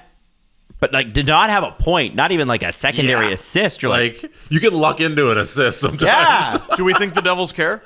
I don't think they care. 3-2? Would you care? I wouldn't care. No, 3-2 in the series, you're good. Yeah. I would have cared if we were down 3-0. If you're the Jets and the Devils and you're down 3-0, yeah, then you start to say, then maybe you care a little. Where's Timo? I think even Boston, and we're going to get to their series, but I think David Pasternak's expected goals is like 45% right now. Really? Yeah, I think he's only got 2 points or something in the series. Boston, for as good as they've been all year, even those players can have bad stretches in a You know how playoff. hard it is to win 4 games in a row in It's the fucking NHL? brutal. It's National hard. fucking Yeah. hockey league. It Everybody's never good. happens. It never Against happens. Anybody. Yeah. So I actually do want to go to the Bruins because the Bruins and Panthers. If I can ask for anything other than the Leafs making the second round, I'm asking for this game going 7. That overtime win. If you're a goaltender, Holy Attempt shit, the goal. Linus. Holy shit, Linus. Now, he's one of the better puck handling goalies, is he not? well, he scored a goal. Yeah. He's going to be the first goalie to ever win the Vezina and score a goal in the same season.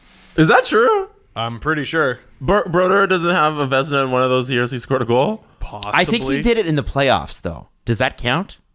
I mean, I'm pretty sure Brodeur did it in Montreal yeah, in the but playoffs. did he win the Vezina the That same year. year? Yeah, I don't People know. are forgetting, during Brodeur's career, Hasek won all the Vezinas. Yeah. That's right. He stole a lot of Vezinas from those Yeah, guys. which is, it always factors into my goalie debate. But, man, it's just a play that can't happen. And, I point this out Braden points it out. in my, what was that? Braden points it out. Oh, hey. That was relevant. Shut up. Shut up. With your big hat. Shut up. God damn it, Jesse. Where was I going with that? I don't care. Don't peck me with your hat. I don't give a shit. Oh, in Dang It's, when I point out the if you're a goaltender, 10 the goal plays. Yeah. Goalies have been getting on me about, well, listen, we're trying to help, and You're not. Well, no. Because I make sure to point out when it's the defenseman's fault or when there was a breakdown. I looked at that and I was just like, what the fuck are you doing? So now that I'm trying to analyze them a little more, the ones that are really bad, I lean into because it's like you didn't need to leave your net at all, actually. Here's the thing about trying at the professional level. The Leafs are trying to get to the second round. If they don't, does anyone care that they tried? No. So if a goalie tries to help and doesn't, why should we care?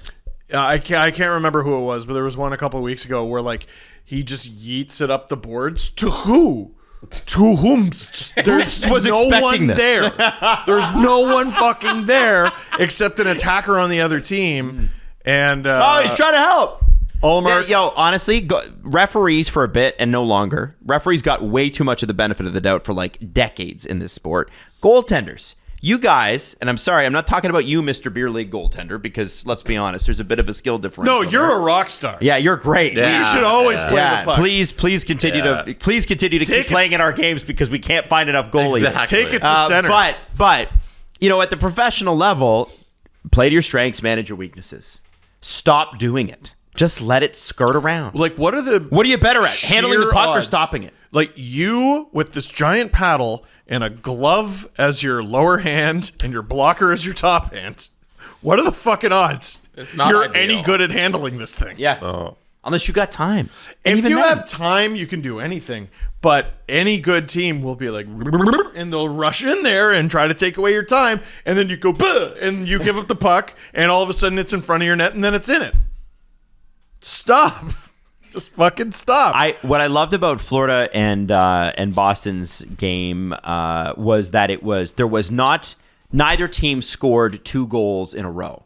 Every goal was answered until overtime. So Duclair scores in the first, Marchand in the second, Sam Bennett in the second.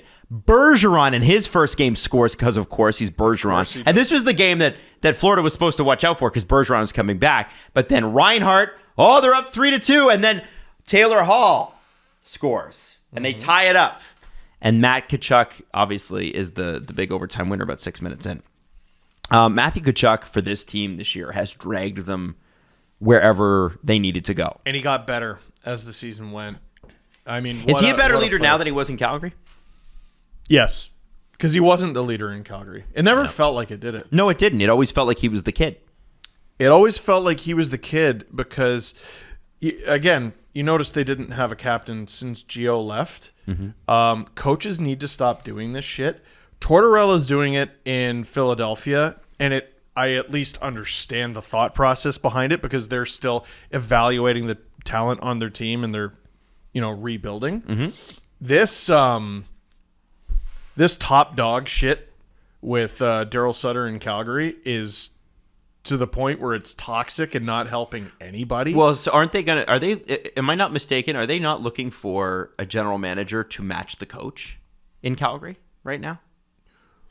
What kind of a backwards ass work culture? Have you never worked anywhere else?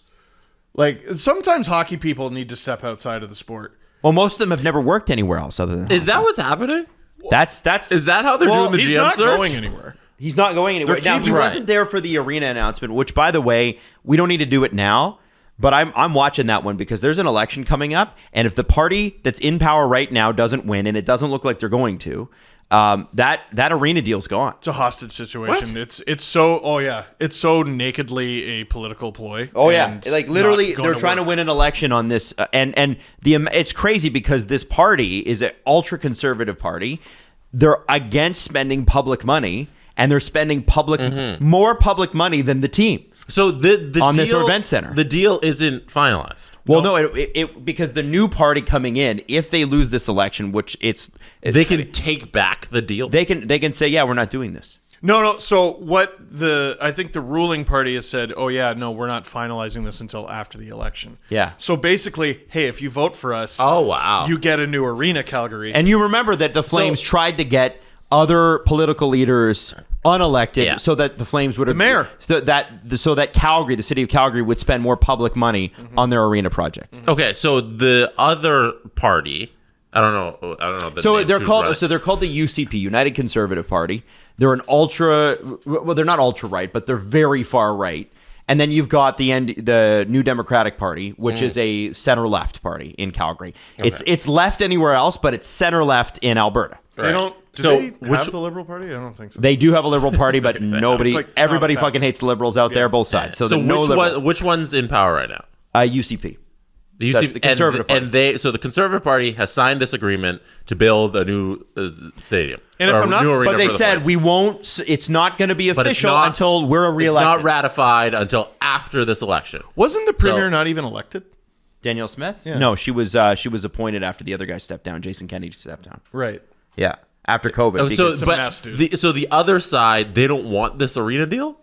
Why wouldn't they also? They don't. Why would they also just say, "Yeah, we'll do the deal"? Because it's they might. Because it's the city of Calgary's forking out like 50 or 60% of the total cost, and the province of Alberta as well. The province and the city, I think, are doing more money than the actual team is putting in, and the team's going to get all the revenue and tax dollars. Like there'll be some tax dollars from it, but at the end of the day, it's tilted in the favor of the private owner, which is headed up by Murray Edwards. But wouldn't 30 million other people? Wouldn't the NDP, the other side who's not in right now, wouldn't they benefit from being like, yeah, we'll also sign this deal? They don't. They would say that politically, and again, I'm not going to tell you which side is right or wrong. I think you know where I'm at. But politically, what Rachel Notley would say, who is the leader of the NDP out there, would say that public money should be going to schools, should be going to healthcare, and should be people going to agree with that. I think there's a lot of people in Alberta that agree with that. Okay, because they have won before. Yeah. They were the previous ruling party. It was Conservatives, NDP, UCP, and it could be NDP again. And this is the provincial election. This is provincial. Yeah. I wonder what factor that announcement has on Oilers fans who are like, "What? I know. I don't want Calgary to get a new arena and I pay for it. Fuck you." Well, exactly. I would love to know. Yeah. Hey, wait a second. Go Oilers, go, and also fuck you. And I don't blame them for that. Go vote in your Oilers jersey. I don't blame them for that. I don't blame them for that at all. You know what the Oilers wear? Orange. Go fuck yourself. Well, I think there was people on Oilers Twitter yesterday really love Calgary's new arena project, and it's like the proposed arena with a big Oilers logo on it. Just because I think that does play a part, right? So listen, this all came from Matthew Tkachuk. Politics are a mess, but I think it's important that we touch on it. Yeah, this is very crucial. Julian has a really great piece on it. Read that at The Athletic. I didn't want to get so good. He's fucking awesome. I love Julian. I didn't want to get into it because it's the playoffs. I want to talk about the playoffs, but it is an important thing. The other thing I should say that when it comes to new arenas is, according to Frank Zaravalli,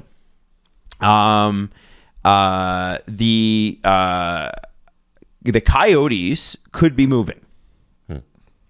And here's what he says. So basically, the team is if the Tempe vote goes sideways, and the team is getting very worried that it will.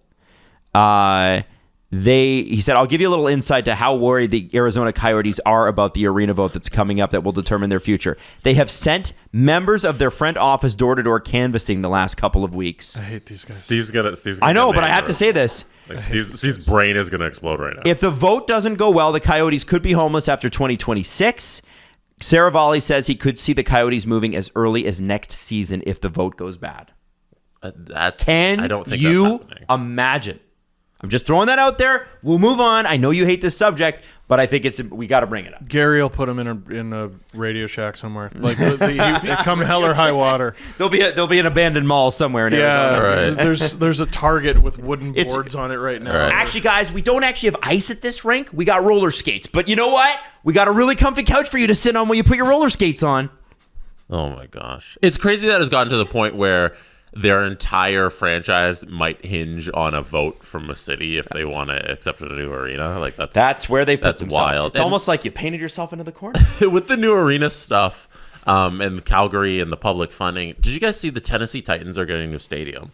I did see in Nashville, this. and it broke the record for most public funding for a stadium in Tennessee. So there's going to be $1.26 billion in public money for their $2.1 billion stadium. We don't like socialism for normal people, but corporate socialism, we're all about it. So that's wild. That is a bad trend. Like that. I hope it's not a trend. That is a bad thing to happen. Bad that precedent. hopefully doesn't start a trend. You know, I don't like that. Strictly speaking, and I know I'm a little bit biased here, but what I respect the hell out of with Maple Leaf Sports is when they own they own BMO Field with the city of Toronto. Mm-hmm. So whenever how does that work? Well, it's a 50-50 split, and I guess because Toronto owns the exhibition grounds that it's on. And the exhibition, if you've never been to Toronto, is what used to be where you like bought and sold cattle at the end of the summer. You Seriously. went way back. And I was going to go to like Ontario Place. where they showcased They the used to brand have new arcade Model games. T. Like literally, it's been there for like 150 years, right? Yeah, Like you went to the so very those beginning. grounds have been that way forever. Toronto owns that, and Toronto's not going to give up that real estate. So what they have like a 50-50 purchase agreement with MLSE, where Toronto owns the right to like make all the moves, but MLSE can't sell it to a third party. And all that to say is that when MLSE wanted upgrades done, they didn't even approach Toronto City Council. They added a whole new deck, like a whole thing. They put $50 million Because the Argos came in, they hosted the Grey Cup. That's right. That's what Well, and not even just that though, Jesse, because those were temporary. TFC, they were just upgrading it for TFC's sakes, and also World Cup events. and $50 million. They just said we're doing this, and they didn't even bug the city of Toronto. That's the kind of shit. You've got the money. This is your billionaire play toy. That's Larry Tannenbaum's play toy. That's Bell and Rogers play toy. Those are the companies that own it. This is Murray Edwards' play toy. This is whoever owns the Tennessee Titans play toy. Why does the public need to I fund want to see that? their net worth. Because here's the thing. At least with a hockey arena, you can do other things, right? Concerts. A football stadium, you can have concerts in. No, in the renderings for the new stadium, they had the concerts for a sold-out Taylor So they got Swift show. 3 concerts a year Yeah. that are how many artists are big enough to sell 70,000 tickets? It's Nashville all the time. They're gonna have concerts No, there. it's Nashville. You guys- They have 40 different concert you guys venues need to because give it's all us- the country music. You guys need to give us $1 billion in public money because we're gonna hold some concerts here. 3. It's like Coldplay, U2, and Taylor Swift. Who else is going to do that? Who else is selling like that? This is one of those conversations where, like, I'm sitting at the dinner table and my parents are fighting, and like I have no basis for what's even going on. And listen, it's going to be a cool thing. You know what I like about the Cowboy Stadium? As far as I know, Jerry Jones is like, I'm doing this. Yeah. All right. Jerry Jones paid for it.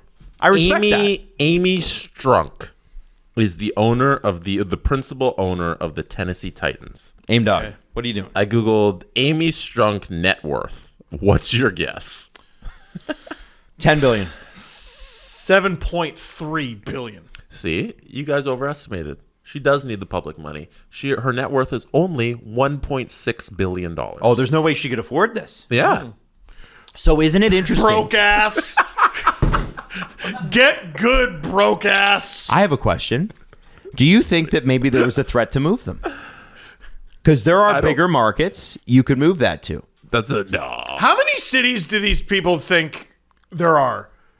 Well, yeah, you we're can just going to move them. You can have 2 teams in LA. The Tennessee Titans? You got 2 teams in New York. You probably could support They already a have third. that. What are you talking about? I know, but I'm saying like you could probably support 2 teams in another city. Where? Chicago has 2 baseball teams. Yeah. South side, north side. Yeah. And a football and, team. And the Bears stink, so you probably could get some disaffected Bears fans. I don't think so. That is what happened with why does his name escape me? The owner of the Los Angeles Rams. Al Davis. Not Al Davis, Eric the other Carter. Davis. No, not the Rams. That's the Raiders. Owner of the he owns the Colorado Avalanche as well. Owner of the Rams. Eno Stanley Kroenke. Stan Kroenke, yes. Is he another broke ass who's worth less than $2 billion? Kroenke owned the Los Angeles Rams. He owned the St. Louis Rams. The city of St. Louis said, "Fuck you, Stan Kroenke. We're not building you a new stadium because the Edward Jones Dome is a hot piece of garbage and they need a new stadium." And they wouldn't build him a stadium. So he said, "I'm going to take this and move it to LA."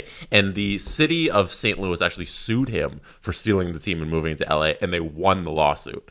What'd they get? I don't have Not a team. I can pull it up, but not a team. Yeah, so He's worth $12.9 billion US.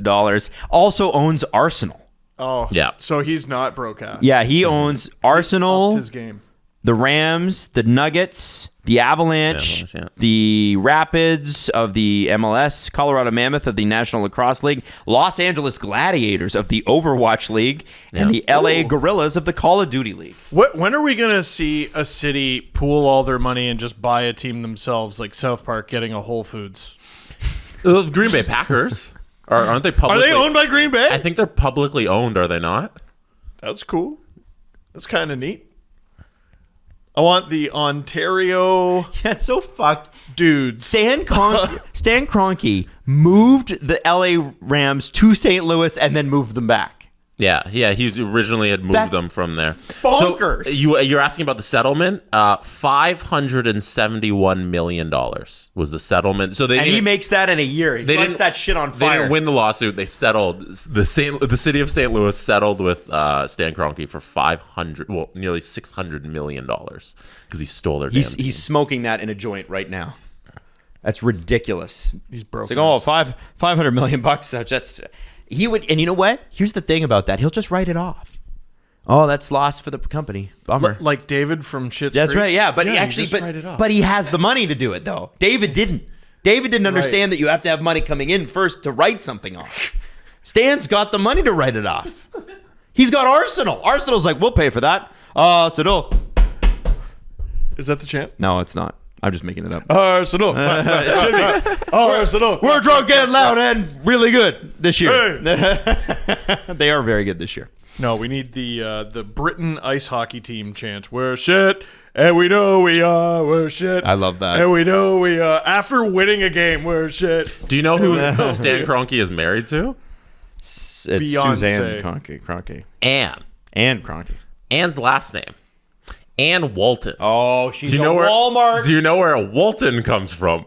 Walmart. Oh, so he is literally the broke ass of that relationship. Maybe. Yeah. She, I believe she owns franchises in her own right. Like she owns, or her family, members of the Walmart family own, I know, at least the Denver Broncos.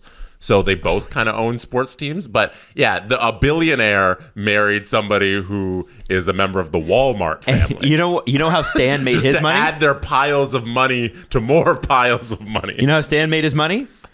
He founded the Kroenke Group. He married her in 1974. Yeah. She was a Walmart heiress. Ann Walton, yes. But Anne, like Walmart wasn't as big as it is today back then. 100%. He founded the Kroenke Group in 1983, so they're 9 years into the marriage at that point. It was a real estate development firm that built shopping centers and apartment buildings. He developed, shockingly, many of the plazas near Walmart stores. So they would build a Walmart, and then Stan would come in and go, what else do we need to augment the Walmart and hope that it's successful? Here's a bunch of condos so we can build our customers into the Walmart. You know how like you go to a Walmart, you know Walmarts don't kind of just exist on their own. Like you never see a Walmart on a street and be like, oh, that's kind of just the Walmart. No, there's a McDonald's inside the Walmart. There's 800 things that exist around. That's fucking Stan Kroenke and his wife who owns the Walmart and him owning the real estate, building these giant things around the world. And he bought all his building supplies from Walmart at everyday low prices. I saw a suggestion on Reddit once that when you hit $999,999,999, you should just get a plaque from the government that says, "Congrats, you won capitalism." Yeah. Like the plaque you get when you hit 100,000 subscribers on YouTube. Or what's the one you get $1 million? It's like gold, isn't it? It's gold. Yeah. And I'm a ways away. Maybe one day we can all reach from that together. Maybe. Yeah. But you should just get a plaque and then you got to give the rest away. The point you have too much. You won capitalism. That's enough. Outlining the point for outlining who Stan Kroenke is and who Ann is and all of these billionaires and everything is these people don't need public money to build these stadiums. I'm sorry to the owner of the Tennessee Titans. You didn't need $1.26 billion in public money. I'm sorry to the city of Calgary. You shouldn't be paying for these people to build a stadium. Like, I get you want a new arena. Saddledome fucking sucks now because it's old. You need a new arena. You shouldn't pay for it. I understand, like, there are arguments for why, well, we shouldn't have to pay for the entire thing. Like, okay, maybe I'll hear the argument. But it's something like, I want to say government is paying like 2/3 at least, like between city and province. It's a lot of thirds. It's too much. It's too fucking much. Way too much. These people are billionaires and these are their toys. I agree. Oh, I agree. Yeah. Like, I mean, who's cheering for that? Let's go Murray Edwards. Let's go. Let me invent a chant on the spot like Adam. Adam, would you like the city to pay for your Mustang? Yes. Should they? I had to rebuild the... Should they? I forgot Adam's a billionaire. This is how... Yeah. Yes. The way he Guys, I'm a billionaire. I deserve this. Look at what I have done for you, the people, by being a billionaire. I mean, listen. I had to rebuild the engine this winter. Tax money? Well, why not? I'm a billionaire. Look what I did for you. That's literally what they're saying to people. I'm a billionaire. Look what I've done for you. You know what this building could use? Like, I know it's been a fairly practical podcast studio, but what about a helipad? I think John Tory or whoever just replaced him should give us We haven't had the election yet. Because, I mean, think of all the great stuff. He doesn't live here. All the great podcasts we've provided you. I want a parking garage at my house. So I can buy 20 cars for my 20-car house, and I think Ajax should pay for it. What the fuck? Like, what a life. Like, gee, you know what? Like, here's a moment I'm positive no one listening to the show will ever experience. I need something. You know what I'm going to do? I'm going to call the government and they're going to pay for the whole fucking thing. And I'm not talking about like necessities to live. No. I'm not talking about like basic society stuff. I need a stadium. And it's going to be shaped like my fucking head. I thought you were going to say your anus. Yeah, to play ball games. And ice sticks. Take me out to the me game. And I think everyone should pay for it. Excuse me, government? I need you to take me out to the me game. And you're going to build a building, cranes and shit. The government's on the line. Yeah, oh, hello, government. Do I have the government on the line? You're breaking up. Hi, you have us. I am the latest 4-year term person to win an election locally. Oh, that's right. I definitely election. did not do things backhandedly to get you there into this position of perceived power. Do you want to hear the song I just wrote? I would love to. I bet it's beautiful. Take me out to the me game. Take me out with the crowd who has to buy the shit that I'm also selling in the me game building. So if we give you public money for this building, Yes. I'm assuming then that you'll make the tickets free to the public because we've paid for the building. Listen to me with all those little bones in your ears when I tell you this. Fuck you. And I'm assuming Not a fucking chance. Governments, not a fucking chance in shit. You will build the Take Me Out to the Me Game Stadium, and I will be taking all of it. I'm assuming you won't be using your own real estate development company that you made all your billions of dollars then to build it and profit off it that a third way as well. I think you're starting to catch on to how this works. And I'm assuming you're not going to ask me for special tax districts that means that the government gets less tax money than any other district in the city. Hey, you know in Harry Potter and the Half-Blood Prince, how the dude gets elected and then the Minister of Magic shows up and tells you how shit really works? Welcome to the fucking big leagues, kid. Build me the Take Me Out to the Me Game Stadium. By the way, me out to the me. Can I just throw this out there?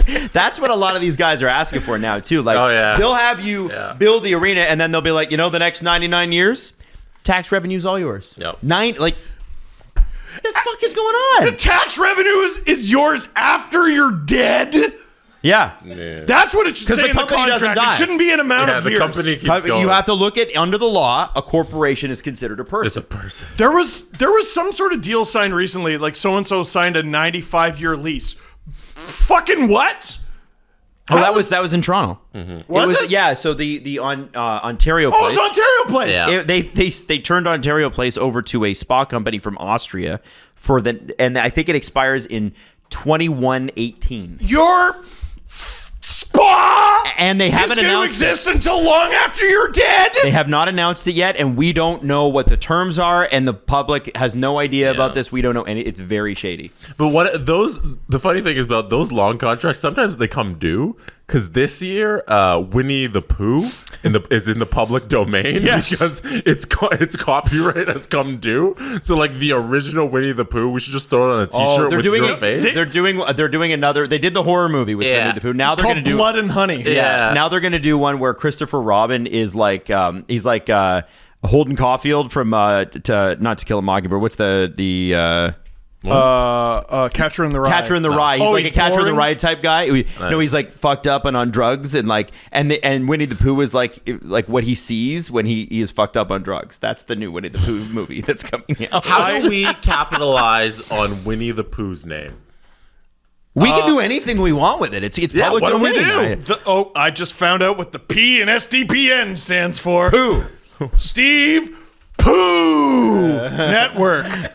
Steve Dangle Pooh Network. That was Pooper Duper. Pooper Duper. Pooper Duper. Super Duper Pooper Network. In theory, we could just call it the Steve Dangle Winnie the Pooh Network, and it's fine. Yep. Let's do it. Yeah. I say let's do it. By the way, even when your phone's off, the Winnie and the you Pooh yell fuck into you it, network, just like South Park, right? just go fuck yourself. And it's just Winnie the Pooh going, watch it, go fuck yourself. When your phone is not on and you're not on a call with someone, but you scream into it, it still comes through the speaker, and my right ear is fucked right now. Oh, you did a lot of yelling. There was a lot of intensity in Steve's. It's not going to be a fun listen. I saw the front of Adam's brain. It was through his eyes. I don't know if I've ever seen somebody's eyes look that. Me out to the. It was you had David Clarkson fucked with your water bottle eyes there, man. It was crazy. It's our fucking water bottle that you paid for. Take me out to the me game. Audio's gonna be disaster. Have fun with that, Jess. Yeah, but make sure you quiet down the beep that you had earlier in the show. That'll be distracting. I will do that. There we go. Buy me some peanuts. Oh, God. Jesus. That's awful. That's so loud. All right. Do we want to do a press conference or are we wrapping it up? Dallas it's a long has the show. lead. That's what about all the cool. other series? Huh? What about... fuck them. Huh? Islanders, Hurricanes. Nah, fuck them. We'll find out. Listen, like what? What do you want me to listen? Well, the deciding game is tonight, and most people won't have heard maybe this. the deciding game is tonight Yeah. because Well, it's 3-2. An elimination game is tonight. I didn't want to hit all the series because I was like, they're like we got to wait for the storylines, right? One quick storyline in Islanders Hurricanes. Matthew Barzal has been I'm not going to say a negative, but definitely hasn't been a positive for the New York Islanders since he arrived in New York. Last game, down 3-1. Do you mean Bo Horvat? What did I say? Barzal. You said Barzal. You mean Bo Horvat? Bo Horvat. When you said arrived in New York, Yeah. I was like, No, I meant- Barzal's been there for quite some time. Sorry, and he sucked the whole time. Sorry, I meant Bo Horvat. Has not been a positive at all. There it is. Yeah. I wonder if last game he got demoted off the top lines. I wonder if getting Bo Horvat going is a bad omen for the Carolina Hurricanes, and that who knows what could happen in the next 2 games. Because, I mean, It's a feisty team. he was unbelievable for Vancouver in the bubble. Yeah. Playoff player. Hasn't been there yet. But also, if he doesn't show up again, then it's like that trade wasn't that great.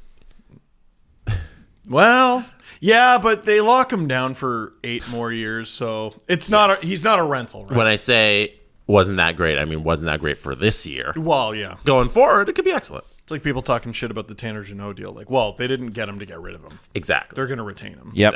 Exactly. Yep. Stars Wild. How do you guys think that ends? I think that's going 7 games. It really does feel like it's due for a triple OT, doesn't it? Yeah, it's a 7-game series. Yeah. Kraken Avalanche. Kraken win. You think the Kraken closed the Avalanche Yeah, in they 6? do. Yeah, they do. They're done. Tall task. Avs are done. No, you're going to see ascended Makar, who is going to be mad about getting himself suspended, and he's going to be otherworldly, I think. Okay. Bullshit suspension. Should have been 2 games. Should have been. I but- agree. Kings, Edmonton, Oilers. While I hit the button. Man, that's going 7. The Kings are available at positive money, and I couldn't turn it down. I'm telling you, that's going 7 games. And we're going to see a crazy Edmonton. I can't wait to see what the shots from Edmonton look like when Edmonton Oilers get into the second round. I can't wait for you to pay for all my shit! The Steve Dangle Podcast. Powered by Sports Interaction. Want to bet? Follow the guys on Twitter at Steve_Dangle, at Adam WYLDE, and at Jesse Blake. Connection complete.